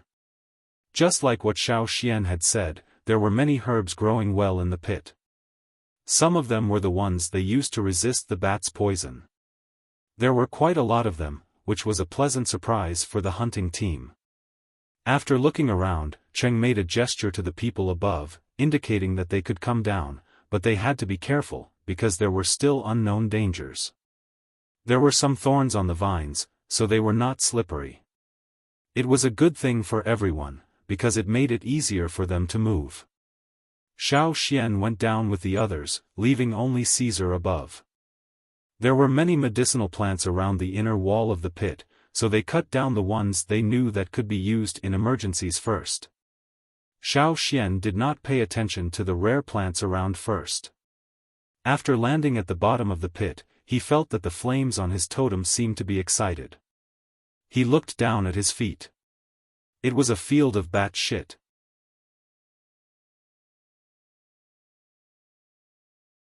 Chapter 117. The smell was not good. There was a thick layer of bat feces on the ground. Some of them looked like they had been here for a long time, while some were still fresh. It meant that there were bats here every day, but they were not here yet. Maybe they would come back at night. There were many big cracks on the inner wall of the pit, which were about 1 to 8 or 9 meters wide. Some sounds came from the cracks, which were the bats' cries that Mai and the others had heard before. Some of the bats' cries could be heard by everyone, while some were beyond the hearing ability of junior totem warriors. Only Mai and the other intermediate totem warriors could hear them. Or maybe, there were some sounds that even Mai and the others could not hear. The sound of the rapid airflow was there all the time, and it sounded every once in a while. It was very rhythmic, but only Xiaofan could hear it. Although the sounds of bats could be heard coming from the wide cracks, they sounded a little far away. Because of this, Mai and the others allowed the people above the pit to come down. However, they also reminded them to be careful and not to make too much noise. There were claw marks around the cracks, which were similar to the ones found on the rocks at the water point. Those big bats' hook-like claws could cling to the cracks of the rocks and move around flexibly. Cheng! Cha said in a low voice. Cha found a stone knife on the ground around the cracks, which belonged to the missing warriors. It seems that they were indeed caught and brought here. They went in from here. Cheng looked at the huge cracks that were several meters wide, and his eyes were vicious. He wanted to kill all those things. However, it was not a good time now. They brought too few people here, while the enemies were too many. There were cracks around the inner wall of the pit, which reminded Cha of the caves they found in the mountains when they were tracking those things. Maybe, those caves were connected to the cracks here. They did not know how long the cracks were, and where they extended to. They could only guess. But, those things' abnormal behaviors were similar, so their guess was more than half true. Xiaofan kept staring at the ground under his feet, and at the same time, he felt the direction of the totem flame in his mind. It was different from when they were outside the pit just now. At this moment, the flames on the totem did not face any direction. They only rolled and rolled very violently. The others more or less felt it, but it was not as obvious as Xiaofan. They only thought that it was because they were too nervous in this place, and were on guard against possible dangers. They did not think that it was because of the totem. Xiaofan lifted his feet and walked slowly. Xiaofan did not walk very fast. Every step he took was very careful. The others thought that Xiaofan was trying not to make any noise, but other than that, Xiaofan was still feeling the changes that came with every step. Something had affected the totem. According to the totem's reaction, it was very similar to the item mentioned in the animal skin scroll that the shaman showed him. It could be on the inner wall of the pit, or it could be under his feet, or it could be in more than one place. However, this sinkhole was too big, and they still had to be on guard against the dangers that could appear at any time. It was impossible for them to carefully check every place. They could only roughly sense and see if they could determine the approximate location. 1 step, 2 steps, 10 steps, suddenly, Xiaofan paused. It was here. Xiaofan squatted down and used his stone knife to scrape away some of the bat feces on the surface, revealing the ground at the bottom of the pit. The ground below was very hard, much harder than ordinary stones. It was no wonder that there were so few plants. In the surrounding area, there were only a few scattered blades of grass. To be able to grow in such a place, the vitality of the grass was quite tenacious. The rocky ground was very hard. Xiaofan tested the hardness of the ground a little. His teeth knife could dig out a piece of the stone surface. Xiaofan did not care about the dirt. He put his hand on the ground and felt the source of the totem in his mind. It was not far. It was under his hand. He could dig it out easily. But that would cause a lot of noise. At this time, Xiaofan heard Caesar growling from above. "Uncle my! Something is coming from the sky," Xiaofan said. After warning Xiaofan, Caesar quickly jumped under a leaf of the vines to hide. In this way, the thing flying from the sky would not easily find him. Hide! Mai and Chengdu ordered their warriors to quickly find a place to hide. The others did not need to say much. They all reacted quickly and found vines or other plants to hide. The 30 people quickly hid. From the outside, it was very difficult to find them. After a while, a sound came from the sky. Xiaofan looked through the gaps between the leaves. There were a few brown and black bats flying down from the sky. They were very big. The smallest one had a wingspan of more than 5 meters. There were 2 of them together, catching the giant antlered deer. It seemed that they had attacked a herd of giant antlered deer. Previously, they had heard that the giant antlered deer herd had migrated from this place.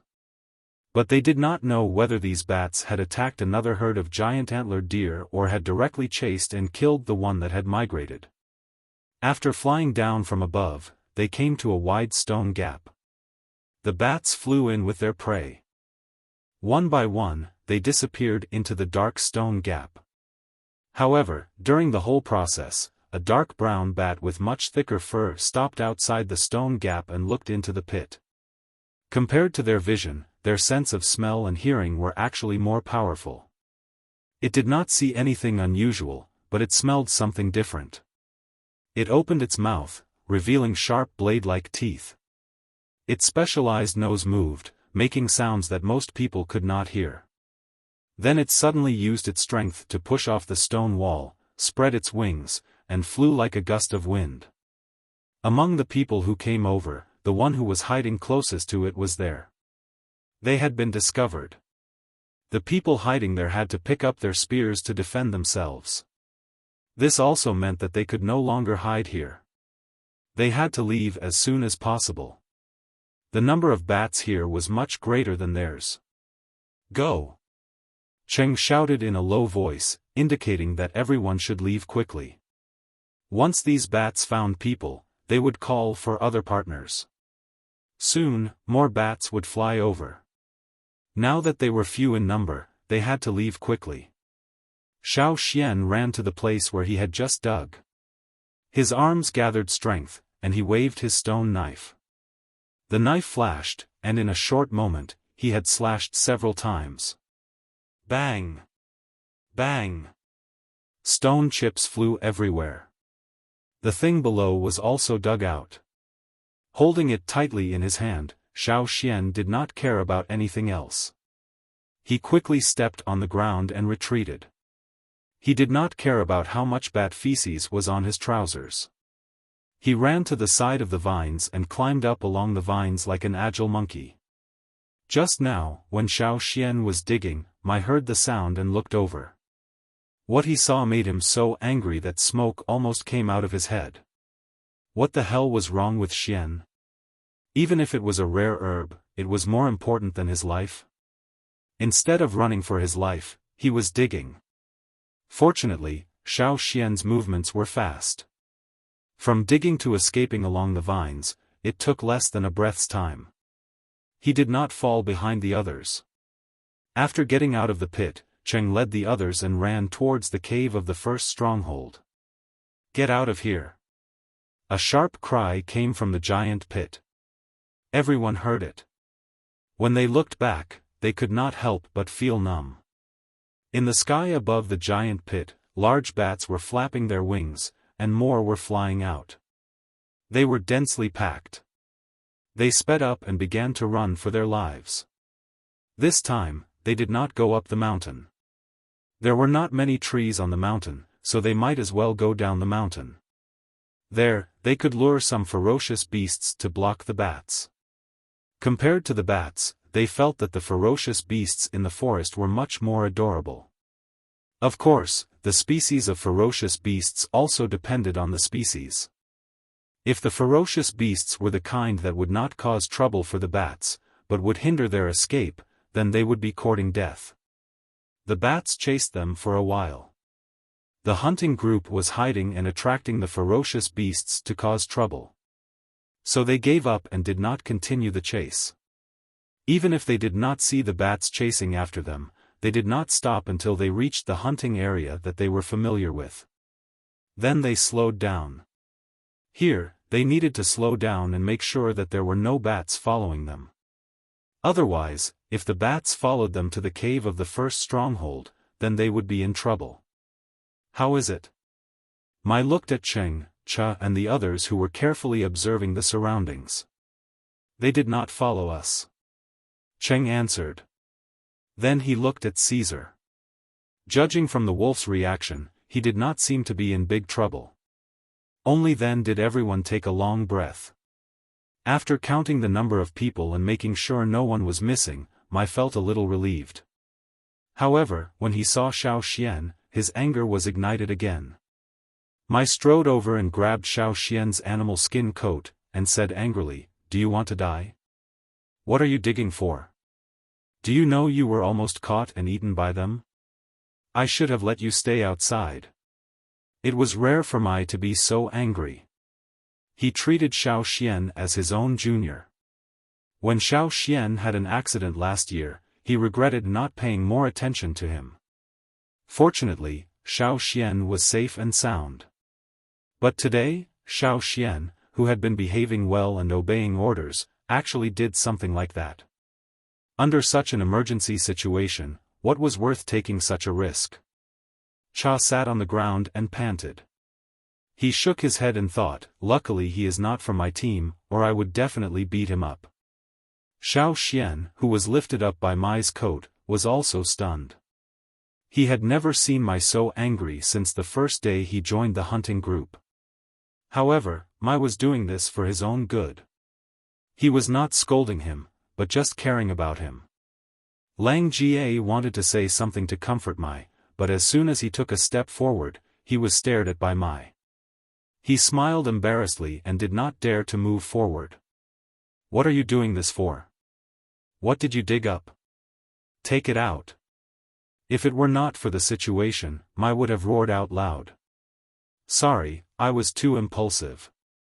Xiaoxian also knew that he was too impulsive. He had to calm down next time. As he said that, Xiaoxian reached out his fist, palm up, and slowly opened his fingers in front of Mai, revealing the thing in his palm. "It's just a..." Seeing the thing in Xiaoxian's palm, Mai suddenly thought of something. Before he could finish his sentence, he was stuck there, as if someone was choking his neck. His face turned red, and for a moment, he almost stopped breathing, as if he could not believe what he saw. Cha stood up and wanted to take a closer look. Unexpectedly, as soon as he stood up, he was pushed aside by Cheng, who walked quickly to him. Pushing aside the debris in front of him, Cheng stared at the red crystal in Xiaoxian's hand. His eyes were red like Mai's, but no one knew whether it was because he was too excited, or because of the light refracted by the small crystal. Fire crystal.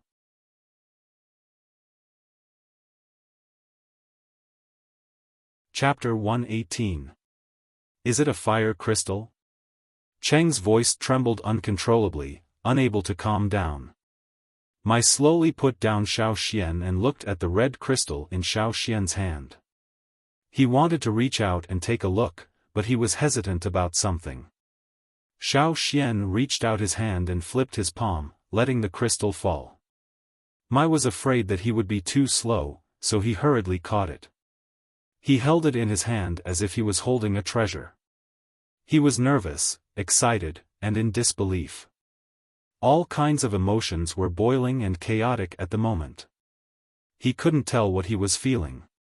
When he touched it, he could feel a warm current flowing. This warm current could only be around the crystal and couldn't extend further, as if it was confined. The entire crystal was only the size of a quail egg. Its shape was irregular, and its surface was not very clean. There were even some stone chips on it. However, the light that shone down from the gaps between the leaves above was not very bright. When it shone on the red crystal, it was covered in a thick layer of red light and shadow. The leaves above were swaying with the wind, and the light shone down was also changing. It seemed that the light and shadow around the red crystal were flashing around it, like a dancing fire, intoxicating people. Is it really a fire crystal? Cheng trembled and moved closer, wanting to take a look himself. Mai closed his hand and held it tightly in his hand. Seeing Mai like this, Cheng opened his eyes wide and the beard on his cheeks trembled. He said word by word, "You won't give it to me?" Cheng looked at Mai, as if he would kill him if he didn't show it to him. The muscles on Mai's face were also trembling. He didn't know what kind of expression he should make. The two of them stared at each other for a while before Mai slowly opened his finger. It was much slower than when Xiaofan opened his finger, as if it was in slow motion. When he opened his finger, he emphasized, "This was discovered by our team."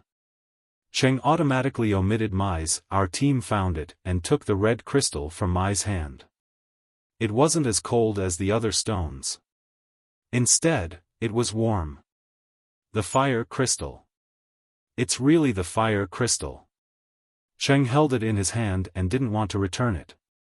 The fire crystal was an extremely precious stone for the tribesmen. It contained the energy needed by the totem warriors, and it could also help the totem warriors improve their strength. The way to absorb the fire crystal was special. It needed to be burned on the fire seed. Part of the burning energy was absorbed by the fire seed, and the other part was absorbed by the people around the fire pit. More than 20 years ago, in Gigu's team, someone found a fire crystal a little bigger than a fingernail. At that time, more than 10 junior totem warriors were promoted to intermediate totem warriors overnight. Although several intermediate totem warriors were not promoted to senior totem warriors, the totem tattoos on their arms were closer to their wrists. A long time ago, one of the shamans had said that whoever found the fire crystal would have the priority to use it. No matter if you were from the mountain or the foot of the mountain, no one else could interfere. However, there was another point. It must be in the hunting group as a whole. Once it was found, it could be used by the hunting group, and their families could also benefit from it. No matter to Mai, Cheng, or anyone in the tribe, this was very attractive. Have you seen enough? Give it back to us. This was found by our team. Mai wanted to grab it back, but Cheng didn't want to give it back. Xiaofan watched the two team leaders grab a stone regardless of the time and place. Weren't they afraid of attracting the bats and ferocious beasts by making such a big noise here? While the two were grabbing, Cheng said, "Our team is also here. You are not the only one here. Don't try to take it all by yourself." Seeing the two team leaders like this, the warriors in the two teams also began to discuss. Some of them didn't know what the fire crystal was, but after being told by their teammates, they understood. They looked at Cheng's clenched hands with burning eyes. The warriors in the tribe had a persistent desire for power. This desire made them willing to take any risk and face any crisis. The two sides were in a stalemate for a while. Suddenly, someone asked Xiaofan, "Xian, where did you find the fire crystal?" Hearing this, the two team leaders stopped and looked at Xiaofan. "It's in that big pit," said Xiaofan. Mai didn't want to fight with Cheng. Anyway, Cheng couldn't take it all by himself. "Before you left, you were digging for the fire crystal?" Mai asked. "Yes. At that time, I felt something under my feet. It felt good. Later, when I was running away, I didn't want to give up, so I dug it out." Xiaofan said, "Sorry, I will be calmer next time." No. If it were me, I would be even less calm," Cheng said at this time. If it were him, who felt the fire crystal under his feet, he would probably dig it out on the spot. However, this might not be noticed by everyone. After all, Xian was with the shaman. Everyone attributed Xiaoxian's discovery of the fire crystal to the shaman in their minds. As long as it was related to the shaman, they would believe it without question. At this time, Cha couldn't help but think, why wasn't he on our team? But soon, everyone realized one thing. Cheng's breathing was a little messy. He tried to slow down his tone, and asked Xiaoxian, when you were in the pit, did you feel the fire crystal in other places? Yes. Xiaoxian said affirmatively. When they were running away, they felt a few places, but they didn't have time to dig it out. As soon as Xiaoxian finished his words, the surroundings became silent instantly. Then, there was the sound of rapid breathing. There were fire crystals, there was more than one fire crystal, and it was so big, boss. Let's go dig for the fire crystal. Yes. Let's go. Cheng's team members were all anxious, and couldn't wait to run back to the giant pit. Wait. Let me think about it first. Cheng began to walk in circles, thinking about what to do. Even when he was walking in circles, he didn't loosen his clenched fists. Xiaoxian found that the people in the tribe seemed to like to walk in circles when they were excited. Every time he saw them walking in circles, Xiaoxian thought of the dog he raised in his previous life. Every time it pooped, it would walk in circles first. If I knew there were fire crystals there, I would have tried to get more, even if I had to fight with those things. Cheng said, but now we are back, we have to think about it carefully. Yes, we have to prepare more, we can't rush. Although Mai said so, his tone was not much softer than Cheng's. They were all thinking about the fire crystals. Let's go back first. Cheng said. Okay. Let's go. A group of people took stone swords and spears and planned to run away. Which way are you going? I mean to go back to the cave of our first stronghold. Cheng said while shaking his beard. A group of people became listless. Back to the cave of Cheng's first stronghold, Mai finally got the fire crystals back from Cheng, and told Xiaoxian that he would keep them for now. Xiaoxian didn't mind. Mai didn't mean to keep them all to himself. Besides, to enjoy the benefits of the fire crystals, they were all in small groups, so no one could miss out. Mai and Cheng, who were more powerful in the hunting group, gathered together to discuss. Because it was Xiaoxian who found them, they also asked Xiaoxian to join them. After a night of discussion, the two group leaders finally decided to call the other three hunting groups. When Xiaoxian said that there were more fire crystals, he thought that if Mai and Cheng wanted to keep them all to themselves, he would stop them and refuse to help. Only they might not be able to eat that big piece of meat. After calming down, everyone knew that it was impossible for the two hunting groups to fight against those giant bats. Besides, there were wounded people in the hunting groups, so they were not in good condition. Mai and Cheng took out the animal skin roll and wrote a few words to the other three hunting group leaders in the name of their own hunting group. As for whether they would come or not, it was up to them. However, as long as they weren't stupid, they would come without arrest. Now everyone should still be in the first stronghold. They haven't gone far. We can still find them if we go there quickly. Mai and Cheng each sent a few people to deliver the letter to the other three hunting groups. And those who stayed in the cave, the wounded ones hurried to recover, and those who were not wounded, went out to hunt those giant bats that attacked everywhere. They killed every single one of them. Before, they all avoided the bats, but now, since they knew it was related to the fire crystals, their attitude was different. Every day, they rushed out with stone swords and spears, as if they had been injected with chicken blood. After receiving the letter, the other three hunting group leaders responded quickly. The fastest one came the next day, and the slowest one came the morning of the third day. They brought the whole hunting group with them. They couldn't finish their hunting routes this time, but no one had any objection. Even the ancestors would crawl out and raise both hands to agree. Every member of the hunting group came here willingly, and one was more anxious than the other. They were afraid that they couldn't get a share of this big meat. 5 hunting group leaders jointly made a decision that the main goal this time was to encircle and hunt the giant pit.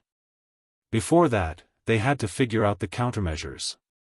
Before the 5 hunting group leaders figured out the countermeasures, the members of the 5 hunting groups were in a state of high spirits every day. When they heard about the abnormal situation, all the uneasiness, anxiety, fear, and uncertainty were thrown far away. Now, they were sharpening their swords, thinking about how to kill more bats every minute. The person who was bitten was lying in the cave to recover. Half asleep, he got up in a daze, and staggered to walk in an S shape. His voice was not clear. "Let me go. I can still kill more." His teammates smiled apologetically to the others in the cave, and then walked over to pull him back. "Yes, yes, yes, you can still kill more." Then, with a punch, he knocked the man out, dragged him to the side, and left him there to recover quietly. After that person settled his teammates, he turned around and saw that everyone was looking at him. He said innocently, "Our boss said that there isn't enough medicine. The people who were bitten will be fine after taking some medicine and sleeping. They will also recover their strength." The 5 hunting groups all gathered in the cave that became their first stronghold. It was a little crowded, but it didn't matter. Everyone was full of hope now. Everyone was looking forward to being promoted as soon as possible. Mai and the others were looking forward to being closer to advanced warriors. In normal times, they could enjoy relatively less resources. Most of them lived at the foot of the mountain. They were more ambitious, for themselves, and for the next generation. As for the advance group, well, the advance group was too far away to find them.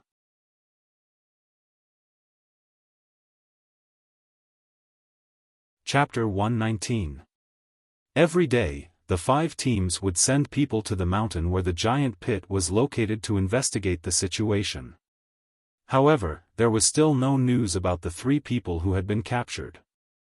The scouts had been observing from a distance, but they could not enter the bat cave. There were bats flying around the cave, much more than those around the giant pit.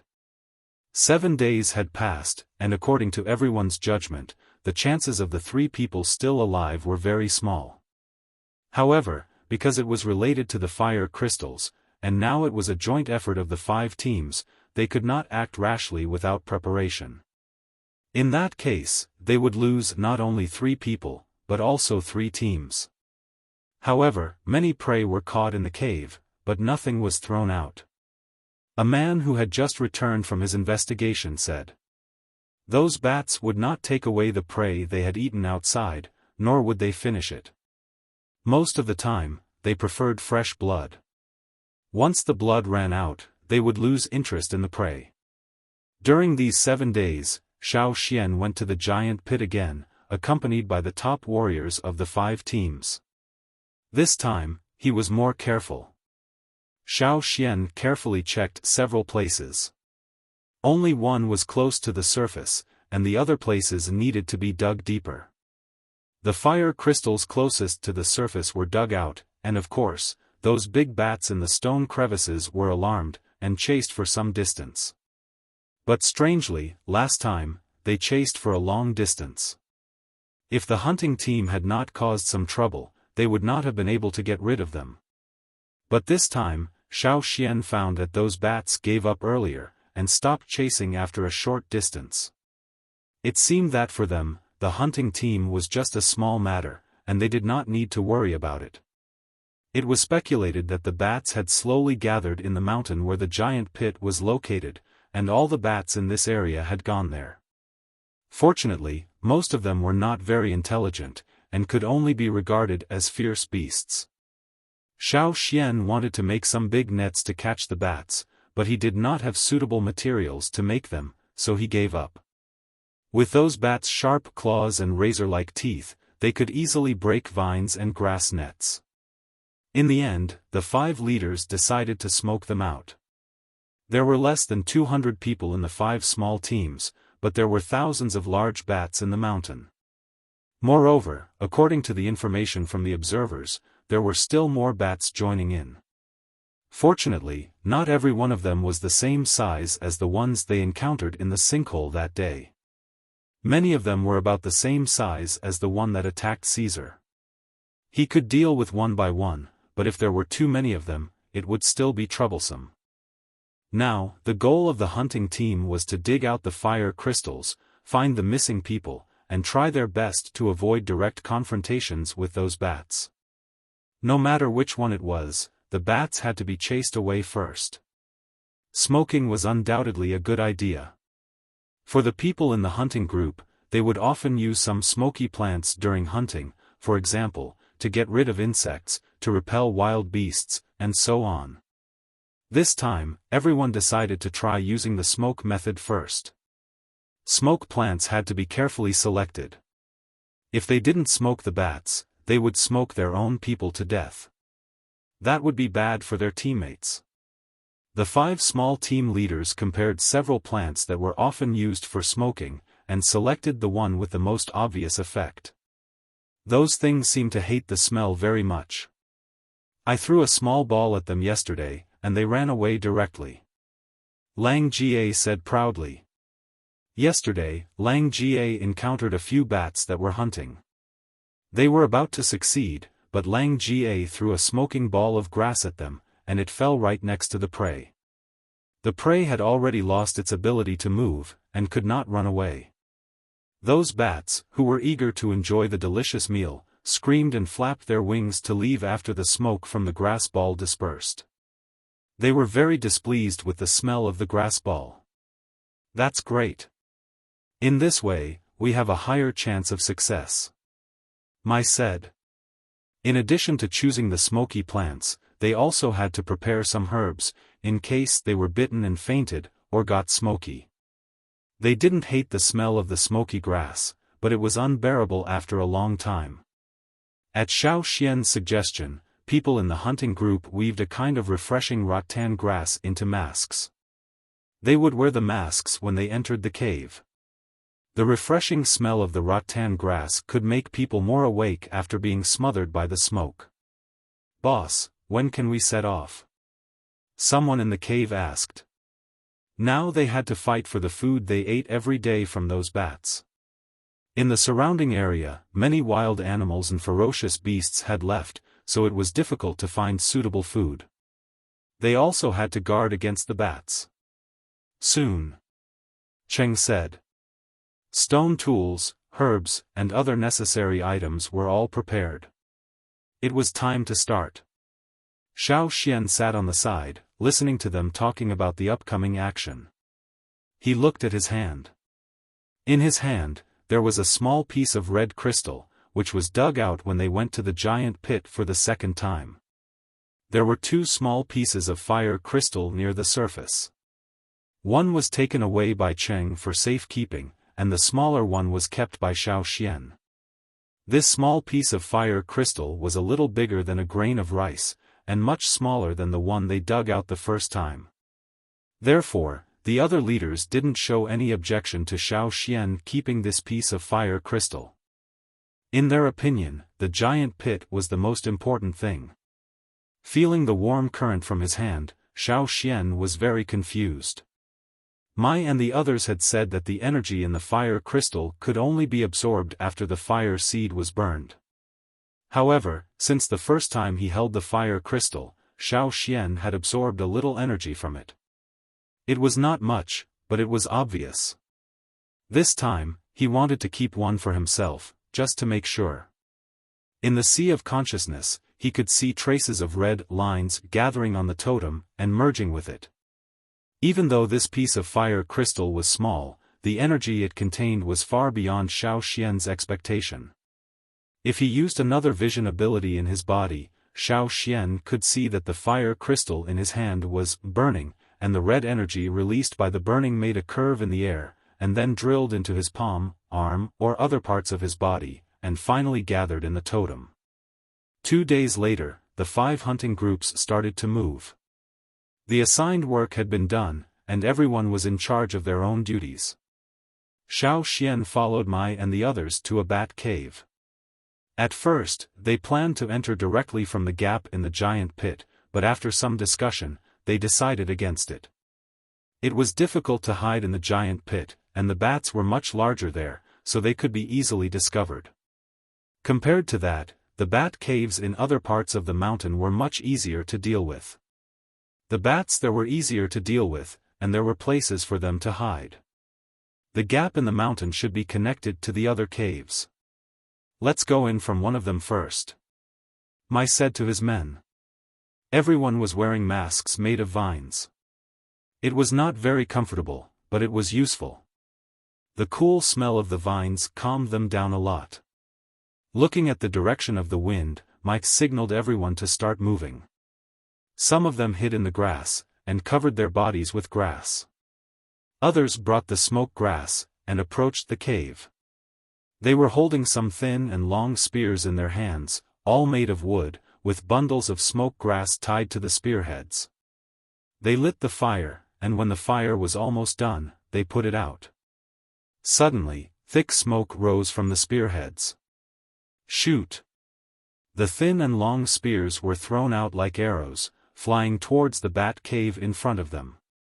One by one, everyone had dozens of spears tied with smoke grass. Within a few breaths, all of them were accurately thrown into the bat cave. Soon, the bat cave was filled with thick smoke. Choosing the bat cave was also based on the direction of the wind, and the one in front of them was blowing into the cave. A small part of the smoke in the cave was blown out, but most of it was blown into the deeper part of the cave. Squeak, squeak, squeak, sharp sounds came from the cave, and Lang Jie and the others could hear them. They saw the smoke coming out of the cave, which meant that the bats inside were flapping their wings towards the outside. The people who threw the spears immediately got ready. Whoosh, whoosh, bats flew out of the cave quickly, and hundreds of them came out in a blink of an eye.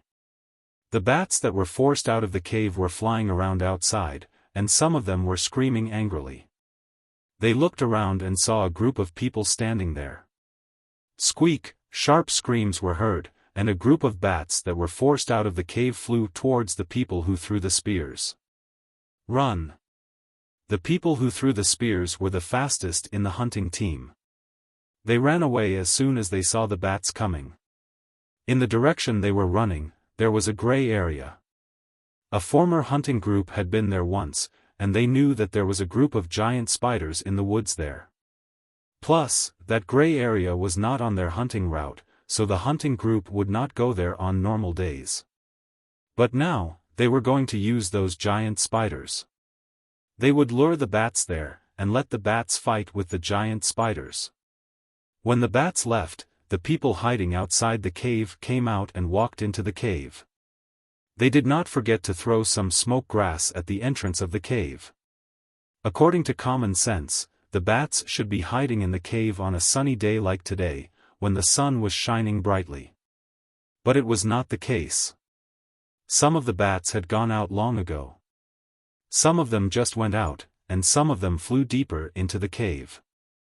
There were not many left in the cave. These bats were not difficult to deal with. Mai and his men killed the bats one by one with torches. These bats had big eyes, but in this dark cave, they were not very useful. They relied more on their sensitive sense of smell and hearing. The people in the hunting team were wearing thick leather shoes. Many of them were not used to wearing shoes, so they were forced to wear them before the mission. The bat feces in the cave had accumulated into a thick layer, and there were some small insects crawling in the bat feces. Puff! Lang Jie stabbed a crawling insect in half with his spear, and frowned. "This place stinks." Mai did not say anything. He took the torch and led his men deeper into the cave. While killing the bats, they also threw out some smoke grass. The other 4 hunting teams, like Mai and his men, had also entered the cave. They had to hurry up, in case of any unexpected changes. Everyone endured the stench in the cave and the smell of smoke grass, and quickly walked deeper into the cave. The inside of the cave was not flat. There were protruding rocks everywhere, and some of them were very sharp. If it were not for the light of the torches, they would not be able to move. Before, everyone had guessed that the crevices in the mountain were connected to the other bat caves. But soon, the 5 hunting teams all heard the voices of others. Sure enough, it is connected.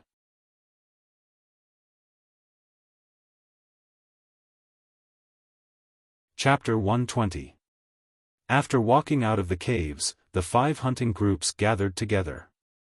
In front of them, there was a very wide cave, and they couldn't see the top. And in front of them, it was like a dense fog. They thought that some bats would be forced to hide here by the smoke, but they didn't expect that there would be no bats in this wider area.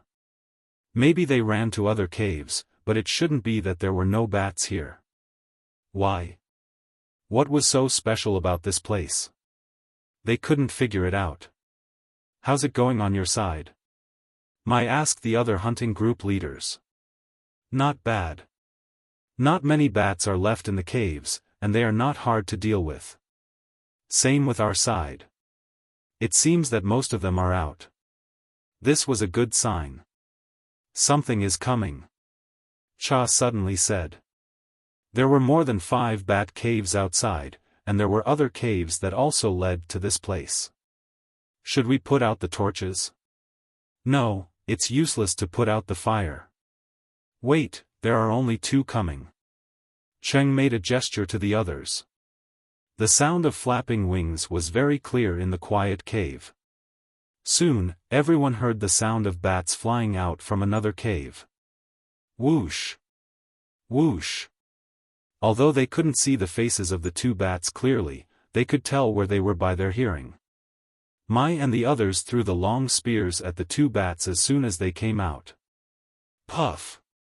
The 2 bats only uttered a few short syllables, and then fell to the ground.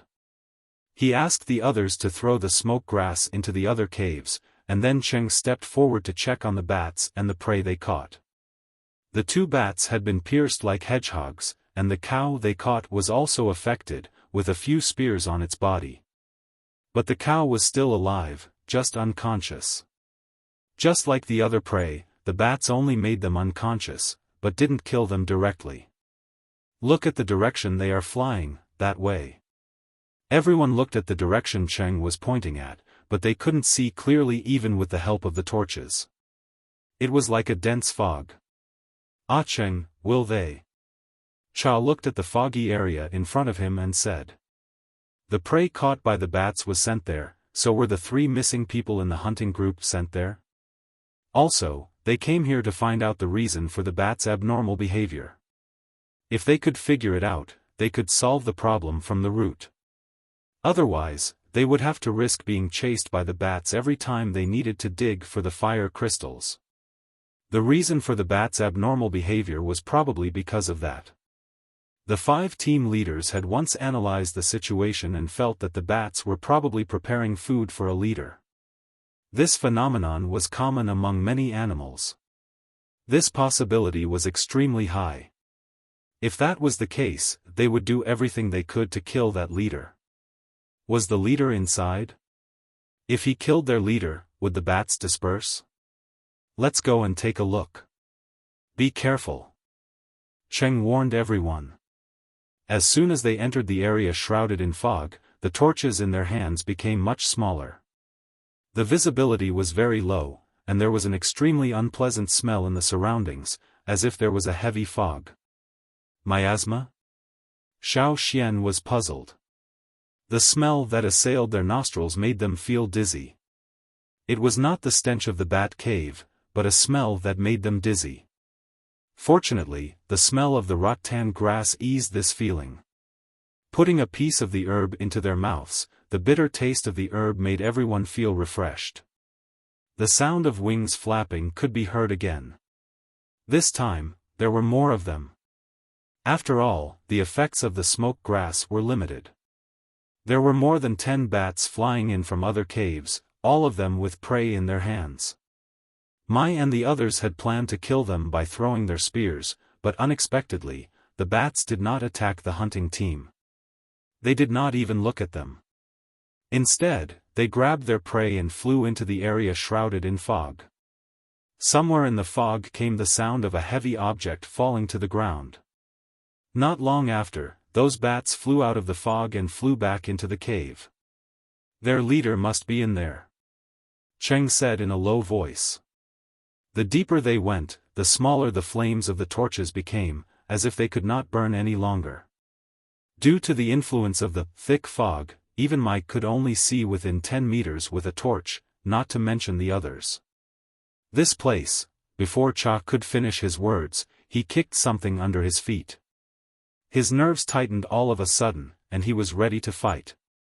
But soon, he found that the object under his feet did not have any breath of life. Dead? Cha kicked the object under his feet. What Cha kicked was the dead body of a bat. And, this bat had been dead for a long time. Not only under Cha's feet, but also in the surrounding area shrouded in fog, there were bat skeletons everywhere. That was to say, there were bat corpses everywhere. In some places, there were even several layers of them. It was a little scary. As they went further, the bat corpses piled up thicker and thicker, like a small hill. Dead bats. All of them were dead bats. And many of them died in a miserable way. Their bodies were incomplete, and they were cruelly torn off before they died. No wonder those bats in the cave did not come here. This place was simply a bat graveyard. Every one of them is huge. They have been dead for a long time, Cheng said after looking at the few bats on the ground. Look at the traces left on their bodies. It seems that they killed each other. Why would they kill each other? I remember that in some groups of beasts, to choose a leader, they have to fight each other. Mai said. You mean, their leader is really here? Everyone suddenly became nervous. If these bats were all alive, with such a large number and body size, the 5 small leaders would not dare to bring people here directly.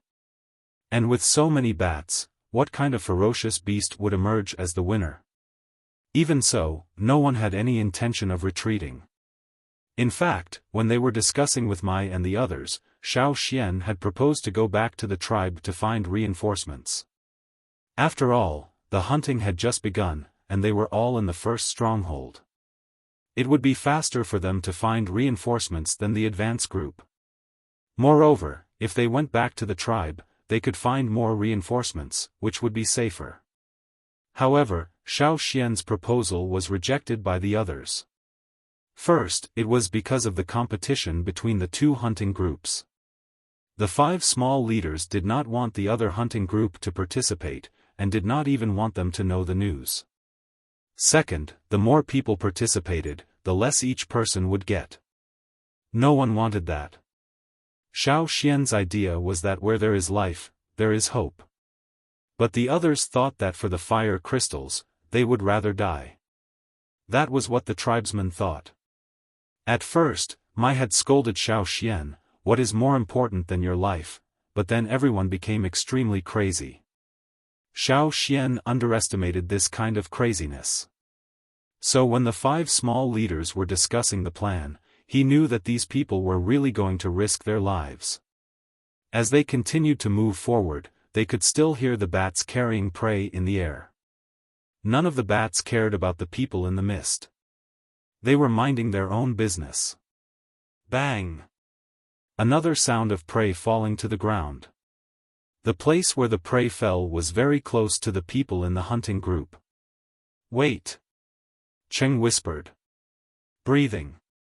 Mai and the others also noticed it. There were a lot of breathing sounds around. Except for the warriors in the hunting group and the bats in the air, there were many other living creatures breathing. But every breath was very weak. Like climbing a mountain, they stepped on the thick dead bodies of the bats and continued to move forward. The fire of the torches was very weak. It had shrunk to 1/5 of its original size. Their vision was severely limited. Now they could only rely on their hearing to understand what was happening around them. Some junior totem warriors couldn't hold on any longer. They were almost at their limit. They were barely able to keep themselves from fainting. The effect of the vines and herbs was almost negligible. They couldn't resist the poisonous miasma in the fog. Those who can't bear it, stop. Those who can, keep going. Mai said. The other 4 squads did the same. Xiaofan held the small fire crystal in his hand. The energy from the fire crystal helped him stay awake. He could bear it longer than the other junior totem warriors. It's the giant antler deer. Someone found a living creature on the ground. And the mountain antelope. And the wild boar. Living creatures began to appear around them one after another. But these animals were in a deep coma. In this mist, they couldn't wake up. Even if they woke up, they would faint again after taking a breath. Everyone in the hunting group was happy. The 3 missing people should be here, and they should be alive. On the hill like dead bodies of the bats, there were all kinds of animals. It was very difficult to find people in such a big place. Xian, can you see? Mai remembered that Xiaofan had better night vision than ordinary people, so he asked. I can't see far. I'll try. Xiaofan said. Xiaofan used his special ability to see the objects around. But he also felt that there was a layer of fog. He couldn't see clearly. He could only see things within 50 meters. Even so, Xiaofan was much better than the others. Because all he saw were skeletons, he could only tell what kind of animals they were from the skeletons. The others were alert to the surroundings. Xiaofan was looking for the 3 human skeletons in the field of vision full of skeletons. Most of the junior totem warriors had stopped, and couldn't follow them. Xiaofan was the only young warrior who had followed them here. However, everyone thought that it was because Xiaofan had learned from the shaman. That was why he could persist until now. The energy of the fire crystal in his hand was constantly being absorbed into his hand, so that the totem in his mind, which had been weakening, could continue to persist. But it was just barely. Xiaofan thought that the energy of the fire crystal was probably running out, so the energy he absorbed now was not as much as before. The rhythmic sound of airflow was still there. But Xiaofan couldn't find the source of the sound, and the others couldn't hear it.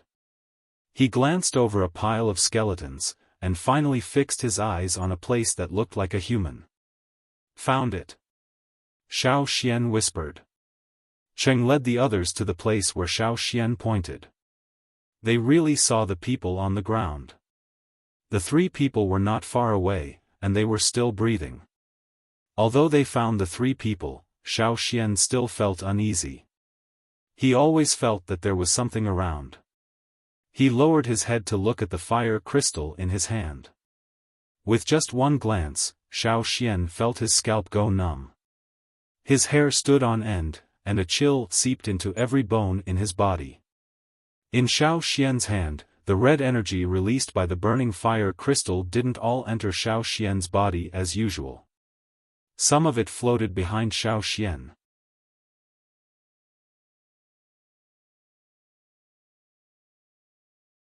Chapter 121. Only Xiaofan could absorb the energy of the fire crystal in his hand, and no one else could. Xiaofan had tried many times in the cave. No matter if it was a junior totem warrior or an intermediate totem warrior, it was the same. Therefore, Xiaofan always thought that no one else could absorb the energy of the fire crystals in this way, including the 5 team leaders and Caesar. They didn't have any absorption reaction. But now, with his special vision, Xiaofan saw that part of the red energy released by the burning fire crystal in his hand was floating behind him, and was not absorbed by him. Who was behind him? Uncle Mai? There seemed to be another team leader. Not just one, but several people. They had been on guard, so that Xiaofan could focus on finding the missing people. But now, Xiaofan turned around and looked at the place where the red energy line was floating. There was a floating object, about 3 meters high and shaped like a rhombus. Xiaoxian could not see the skeleton, but only a shining rhombus. Mai and the others had been paying attention to the surroundings, but they did not feel anything unusual. They were still wondering if the leader of the bats was not in the cave, or if he was weak and did not come out. Xiaoxian had found the missing 3 people, and they were still alive, which was really a good thing. But when they saw the expression on Xiaoxian's face when he turned around, Mai and the others suddenly felt a chill in their hearts. They turned around abruptly, but before they could see clearly, the long spear in Mai's hand had been thrown out. The long spear flew rapidly in the direction where Xiaoxian had been looking at. The long spear did not hit anything, and kept flying. After a while, it made a sound of hitting the stone wall, and then fell to the ground. They did not see anything. This was what Mai and the others saw after they turned around. Xiaoxian looked down at the hand holding the fire crystal. The red energy line had changed its direction, almost at the moment when Mai moved. The red energy lines emitted from the fire crystal floated upwards. Mai and the others looked at Xiaoxian. Seeing Xiaoxian raise his head again, they also raised their heads. This time, they did not move, but decided to observe first. Mai and the others still saw nothing above their heads. At least, they did not see anything within the range of their vision. But Xiaoxian did not. When he looked up, Xiaoxian's pupils suddenly shrank. When they had walked into the fog, Xiaoxian had also paid attention to the top, but he did not see anything, nor could he see the top. Now, they were stepping on a large number of bat corpses, climbing higher and higher. Xiaoxian could already see the top. There were many shiny rhombuses was hanging at the top. And the one he had seen was the closest one was closest to Xiaoxian. They still gave him the feeling they were still floating. Was this the reason why the bats is strange? If there were 2, there were too many. There was more than one, there was more. There were at least 100 of them. But there was still some distance to the top. Although it was not more than 50 meters, it was beyond the range of Mai and the others' vision in the fog. But the spear that Mai suddenly threw did not even touch the edge of the thing. Not only that, the few leaders couldn't even sense the existence of that thing. The gap between the 2 sides was too obvious. If those things attacked Xiaoxian and the others, Xiaoxian could only use 3 words to describe their situation: they were dead meat. The energy line of the fire crystal in his hand was still floating upwards. Looking at the red energy line floating upwards, Xiaoxian wanted to stop the burning of the fire crystal and put it away. But then, no one would know the position of the thing above them. Even Mai and the others could not sense it, let alone the others.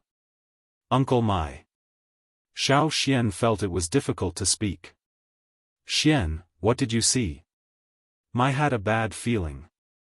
Xiaoxian was about to answer, but suddenly there was a slight cracking sound above them. Mai and the others could also hear the sound. Their faces changed, and they shouted, "Be alert!" Cheng and the others, who were checking on the 3 missing people, quickly put up their guard. However, they could only hear the sound coming from above. They couldn't see or hear anything else. Crack, crack, crack, the sound of a brittle shell cracking continued to ring out. Xiaoxian saw that the shining diamond cracked from the middle. The cracked shell broke and fell, revealing the creature inside. Xiaoxian could only see the skeleton. The skeleton was very similar to a bat. It was not big, but the pressure it brought was 100 times stronger than other bats. When the hunting group walked into the mist, there were still bats coming in from the outside and throwing them here. But somehow, not a single bat came here. The creature above them was still breaking out of its shell, and its wings stretched out silently. Its wings were not flapping, but it was almost floating there. After breaking out of its shell, it looked down at Xiaoxian. Xiaoxian felt a chill down his spine, and every strand of his hair seemed to be trembling. He could only see the skeleton and the sharp teeth in its mouth. He could not see its eyeballs, but he could still feel a pair of bloody eyes staring at him. It just glanced at him, and then turned its head to look at the other diamonds hanging above them. Those were its own kind. The next moment, Xiaofan saw it open its mouth, and the bones in its nose and throat started to move in a strange way. It was very fast, but very regular. The hunters who were standing on top of the dead bats suddenly felt that their heads were about to explode. Their vision, hearing, and everything else disappeared at this moment. Lang Jie and the others fell down without saying a word. Mai and the other intermediate totem warriors were bleeding from their mouths, noses, and ears. Puff! After spitting out a mouthful of blood, Mai and the others fell down one after another. All the torches went out, and there was no light in the cave. Before they passed out, all they saw was the extinguished torches, and then endless darkness. They were all thinking about the same thing: why didn't they go back to the tribe for help? They were willing to die for the fire crystals, but it did not mean that they wanted the 5 teams to be wiped out. Who would bring the fire crystals back to the tribe? In that case, they would not only fail to make a contribution, but also become the sinners of the tribe. The only one who was still holding on was Xiaofan. In fact, Xiaofan was also dizzy. Even with his special vision, everything he saw was almost distorted.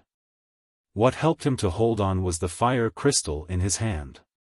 When the thing above broke out of its shell, it no longer absorbed the energy of the fire crystal. So now, all the energy of the fire crystal was supplied to Xiaofan. Xiaofan regretted it now. If he had not dug out the fire crystal, would these things not have happened? Or, he could have stopped them from going back to the tribe for help before taking action? No, even if the tribe used all their strength, they might not be able to defeat those things above. More than 100 of them, bang! Bang! Bang! Loud explosions came from above. Xiaofan struggled to hold on and looked up. Damn it! The one that broke out of its shell first was killing its own kind. The diamond-shaped, hanging on the top began to explode one by one. They did not break out of their shells, but really exploded into pieces. Some of the diamond-shaped actually had cracks before. Some were breaking out of their shells, but now, they were all being slaughtered. Those that were still diamond-shaped were directly exploded by the sound waves, and those that had begun to break out of their shells were torn apart and bitten to death one by one. The reason why a leader was called a leader was because it was the leader of the group. As for the leader, only one would be enough. Ignoring the broken limbs and incomplete corpses that fell one after another, Xiaofan struggled to walk to Mai and the others. He stretched out his hand to feel them, and found that they still had a pulse. He immediately felt relieved. It was good that they were still alive. Unable to stand steadily, Xiaofan sat down directly. Then, he watched as the one that broke out of its diamond-shaped shell first brutally killed its own kind one by one. One of them had its head bitten off and fell in front of Xiaofan. Without a torch, Xiaofan could not see with his normal vision. He could only see the skeleton that fell in front of him. He reached out to touch it. There was fur on its body, and its flesh was very hard. Its wings were like a shield. If they could survive, this group might become the top overlords of this forest. However, there was only one leader. The others were destined to be tragic and become stepping stones for the leader. No wonder the bats in the cave did not come over. Now that the guys above were fighting, the other bats did not dare to join in at all. They would die if they came.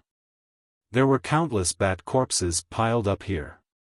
Every one of them was a strong member of their species when they were still alive. However, after a series of battles, only a few hundred of them survived. Then, after a special transformation that Xiaofan could not understand, they transformed from powerful wild beasts into top-tier fearsome beasts. After that, the ones that were selected were the strongest in the group. For example, the one that was slaughtering its own kind. One step ahead, one step ahead. Although many of the bats above had not broken out of their shells, they still had some ability to move. They could not be killed all at once. The slaughter went on for about half an hour. Xiaofan sat on the ground and watched for half an hour. He could not get up now and could not control his body's balance. He could only sit there for the time being. When the killing above was over, the sound waves finally stopped. Xiaofan felt that his swollen head was much better, and his vision was no longer distorted. Feeling something strange, Xiaofan looked up. Less than half a meter away from him, a skeleton stood there silently. Xiaofan could even clearly smell the blood on it. Xiaofan and the bat looked at each other for a few seconds. When Xiaofan was wondering if the bat had finished slaughtering its own kind and was going to kill someone, he saw the bat leader bite the headless corpse that fell there. Soon, it let go, looked elsewhere, and walked over. It also had folded wings and strong hind legs, but when it walked, it was much lighter than the other bats. Even in front of Xiaofan could barely hear the sound of it walking. The bat leader walked along the battlefield. Everywhere it went, it would bite its own kind that it had killed, and the living things that the other bats had sent over. Strangely, it avoided the people in the hunting group. When the bat leader walked away, Xiaofan reached out to touch the headless skeleton. It was shriveled. It did not look big, but its appetite was amazing, and it ate very fast. The other bats had to lick it. The bat leader seemed to bite it very casually, but soon it let go. However, the prey that was bitten had turned from a coma to a dead one, and its body had become shriveled. Almost all the food sent by the bats in the cave and in the stone crevices had been bitten, except for the people in the hunting group.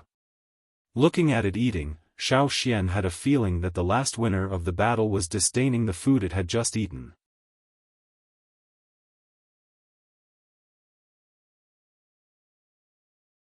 Chapter 122. After eating, it flew up and kept flying upwards. Soon, it disappeared from Xiaofan's sight. On the mountain, in the sinkhole, a black shadow flashed silently from one of the cracks in the stone wall inside the sinkhole. Yangguang was shining brightly. Under the bright Yangguang, the black shadow went straight to the sky and was hard to catch. If Xiaofan could see it, he would find that it was moving the bones in its nose and throat quickly, making a sound that even intermediate totem warriors could not hear. However, it was precisely after such an inaudible sound that large bats flew out from various parts of the forest. No matter what these bats were doing just now, whether they were hunting, eating, chasing after the people who threw the smoke grass into the cave, or other things, they all stopped what they were doing and flew up without hesitation towards the sky above the sinkhole. In the gray area full of giant spider webs, the people who were struggling to avoid being chased saw that the bats chasing them all turned around. The bats stuck to the spider webs struggled crazily, gnawing at the spider webs. After breaking free from the spider webs, they flew up and flew towards the sinkhole. What's wrong with them? A person who was so tired that he was panting asked his companions. The direction they are flying is, over the mountain. Did something happen to the leader and the others? Let's go. The team members blew their whistles, using the sound to communicate their movements. The people who were responsible for attracting the bats in the cave all rushed towards the bat cave. When they got out of the forest, there was no longer dense branches blocking their vision. They saw that the sky above the sinkhole was gathering a dark cloud, and this dark cloud was getting bigger and bigger. Be it nearby or far away, almost all the bats flew toward the sinkhole at this moment and joined the dark cloud. In the cave, Xiaofan recovered some strength. It was not good to stay here for long. If they stayed here, the people who were unconscious would fall asleep again even if they woke up. Xiaofan carried the people who were unconscious on the pile of bat corpses out of the foggy area one by one. After carrying everyone out, Xiaofan gave them some herbs one by one. There were no living bats in the cave. After a while, Xiaofan heard voices coming from outside the cave. It was the person responsible for luring the bats away. Seeing all the bodies lying on the ground, the people who came over were so scared that their hearts skipped a beat. Only after checking them one by one did they relax. "What's going on outside?" Xiaofan asked. "The ones that were chasing us have all flown to the top of the mountain." "The ones in the cave?" "Well, the bats you mentioned have all left. There are a lot of them gathered at the top of the mountain," the man said. "Let's get out of here quickly." That was indeed the case. Xiaofan agreed. If the bats gathered outside, they wouldn't be able to get out. After carrying everyone out of the cave, Xiaofan looked up at the sky. At this time, the dark clouds in the sky had become very large, and the surrounding sky seemed to have darkened. Xiaofan stood there, unable to sense a trace of Yang Guang. He turned around and looked around. There were many places at the foot of the mountain that were shrouded in shadows. Moreover, this area was rapidly expanding because there were still bats rushing back from afar. What do they want to do? I don't know. Seeing such a scale, the people who were still conscious all felt that what they had done before was too bold. There were no more than 150 people in total, but what about the bats above? Such a huge number was too terrifying. Could it be that all the bats in the forest had come here? While looking at the sky, Xiaofan suddenly heard some noises. He looked over and saw Caesar running towards him.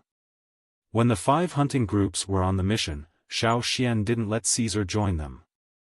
Caesar hated the smell of the smoke grass, so he let Caesar stay in the cave of Cha's hunting group, waiting with the wounded. But to his surprise, Caesar actually ran over. Why is he here? Did something happen at the first location? The people around him asked nervously. No, Caesar is just worried about this place, Xiaofan said. Caesar was staying in the cave, but when he heard the voice of the bat leader, he rushed out and found this place by following the smell. Rubbing Caesar's head, Xiaofan asked Caesar to rest on the side. In the sky, the dark cloud had expanded to its limit. No more bats joined it, so it flew towards one direction. That's, Xiaofan looked over. In that direction, in the distance, there was a very tall mountain, taller than the surrounding mountains. It was surrounded by clouds and mist, and the top of the mountain was covered with white snow. I remember that there are many caves on that mountain. Yes, I once went there with the chief, but there were many cave bears and other ferocious beasts living in the caves, so the chief didn't allow us to get close. The people in the hunting group were talking about their understanding of that mountain. Now, the bats that had gathered together and formed a huge, dark cloud were flying towards that mountain. Were they going to fight for territory? Maybe, a fight is unavoidable. Which side do you think will win? I don't know. I don't want those things to win. Otherwise, how can we hunt in the future? The people in the hunting group were worried. The other people in the hunting group patted each other's shoulders sympathetically. It was really bad luck to fight against these monsters. If it weren't for the fire crystals, they wouldn't dare to provoke these monsters. Since the bats had left, the rest of the people discussed and decided to bring the unconscious people back to the cave first. Probably because of those bats, they didn't encounter any ferocious beasts or wild animals on the way back. One day later, among the unconscious people, Mai and the others were the first to wake up. But after they woke up, they were a little dispirited. They didn't get better until they rested for another day. Xiaofan said that the bat that broke out of its shell first killed other bats of its kind. After it became the leader, it led the bats to the mountain to fight for territory. When the 5 group leaders heard this, they couldn't sit still and went there to have a look in person. The new leader of the bats led a large group of bats to fight for territory. There were a lot of casualties, but they won and drove out all the other creatures that lived in the mountain cave. When Mai and the others went there, they saw some dead bodies of cave bears. Those huge cave bears were also driven out of the mountain by the bats and didn't dare to step in again. Although this meant that they might have to face those bats again in the future, the 5 group leaders were more happy than worried. Because those bats won't go back to the original mountain after they took the new territory. That was to say, they could go there now and dig without worries. This fact made the 5 group leaders so happy that they forgot that their bodies hadn't recovered yet. They hurriedly asked people to get ready to dig. The giant pit became much more peaceful because of the absence of those bats. The 5 group leaders first dug out the layer of bat feces at the bottom of the giant pit, and then Xiaofan drew a circle at the place where he sensed the fire crystals. The closer the fire crystals were to the ground, the smaller the circle was. After that, the others began to dig. There were still 17 fire crystals at the bottom of the giant pit. That was to say, they could dig out at least 17 more fire crystals. No matter how big or small they were, it would be great if they could dig them out. I didn't expect to be alive. Cheng said with emotion. We didn't expect that either. Mai smiled bitterly. They were lucky this time. Fortunately, that leader beast didn't attack them. I wonder if that leader beast will become a king beast in the future. Cha said. Many groups of beasts had leaders, but king beasts were extremely rare. Those that were called king beasts were the absolute kings of the group. They belonged to the whole group, not a single group. I think it's possible. At that time, we didn't even have the power to fight back. I've been hunting for so many years, but this is the first time I've seen such a ferocious beast. If one day, that leader beast becomes a king beast, I will ask the shaman to change the hunting route. Cheng said. Places where there were king beasts were absolutely forbidden. The stone worms were an exception, because relatively speaking, stone worms wouldn't attack people. But those bats were different. No matter whether that leader beast could become a king beast or not, or how long it would take for it to become a king beast, the 5 team leaders all made a joint decision. In the future, they would stay as far away from that mountain as possible. Never, ever, ever provoke those beasts. After Mai and the others were taken out of the bat cave, the miasma area became even more poisonous. Maybe it was because there were more dead bodies. They didn't enter that miasma area again, so they didn't know what had happened. Xiaofan didn't tell Mai and the others the whole story. He left out some details, such as the fire crystals, the leader beast absorbing the energy of the fire crystals, and the leader beast eating all the other living creatures except for the warriors in the hunting group. Xiaofan could tell some things to the shaman, but he couldn't tell the others. How could he explain it to the shaman when he got back? Xiaofan looked at his palm and thought. 5 days later, all the fire crystals were dug out from the place where Xiaofan had marked. Looking at the small bag of fire crystals, the 5 team leaders' eyes were filled with tears. They had almost been wiped out because of these. They put the fire crystals in the best animal skin bag, even the ones that Cheng and Mai had kept for themselves. Xian, where is your fire crystal? Come on, put them together and wrap them up. When we get back to the tribe, we can use them together. Mai said. It's gone. Xiaofan said. He had absorbed all the energy of that small fire crystal. After burning up all the energy, the fire crystal turned into a dim white powder. But Xiaofan couldn't tell them that. You lost it? The 5 team leaders paused and looked at Xiaofan. After making sure that Xiaofan really couldn't take it out, and didn't want to keep it for himself, the 5 felt it was a pity. But Xiaofan carried them out of the bat corpses one by one, so they couldn't blame him. This time, the one who made the biggest contribution was still Xiaofan. Well, Caesar would be counted in. Mao, like the other young warriors who were recovering, didn't participate in the digging of the fire crystals, but just watched from the edge of the giant pit. The 5 team leaders carefully put the small bag of fire crystals away, and happily discussed how to ask the shaman for a reward when they returned to the tribe. Mao, on the other hand, was thinking in his mind, I wonder what kind of expression my Abba would have when he knows about this when the hunting team gathers. At the same time, Ta, who was hunting in the green field, sneezed. He felt inexplicably uncomfortable recently. Why? You're tuning into the Xiaofan's Wuxia Tales YouTube channel. Don't forget to subscribe and join us on this journey to catch the most captivating stories.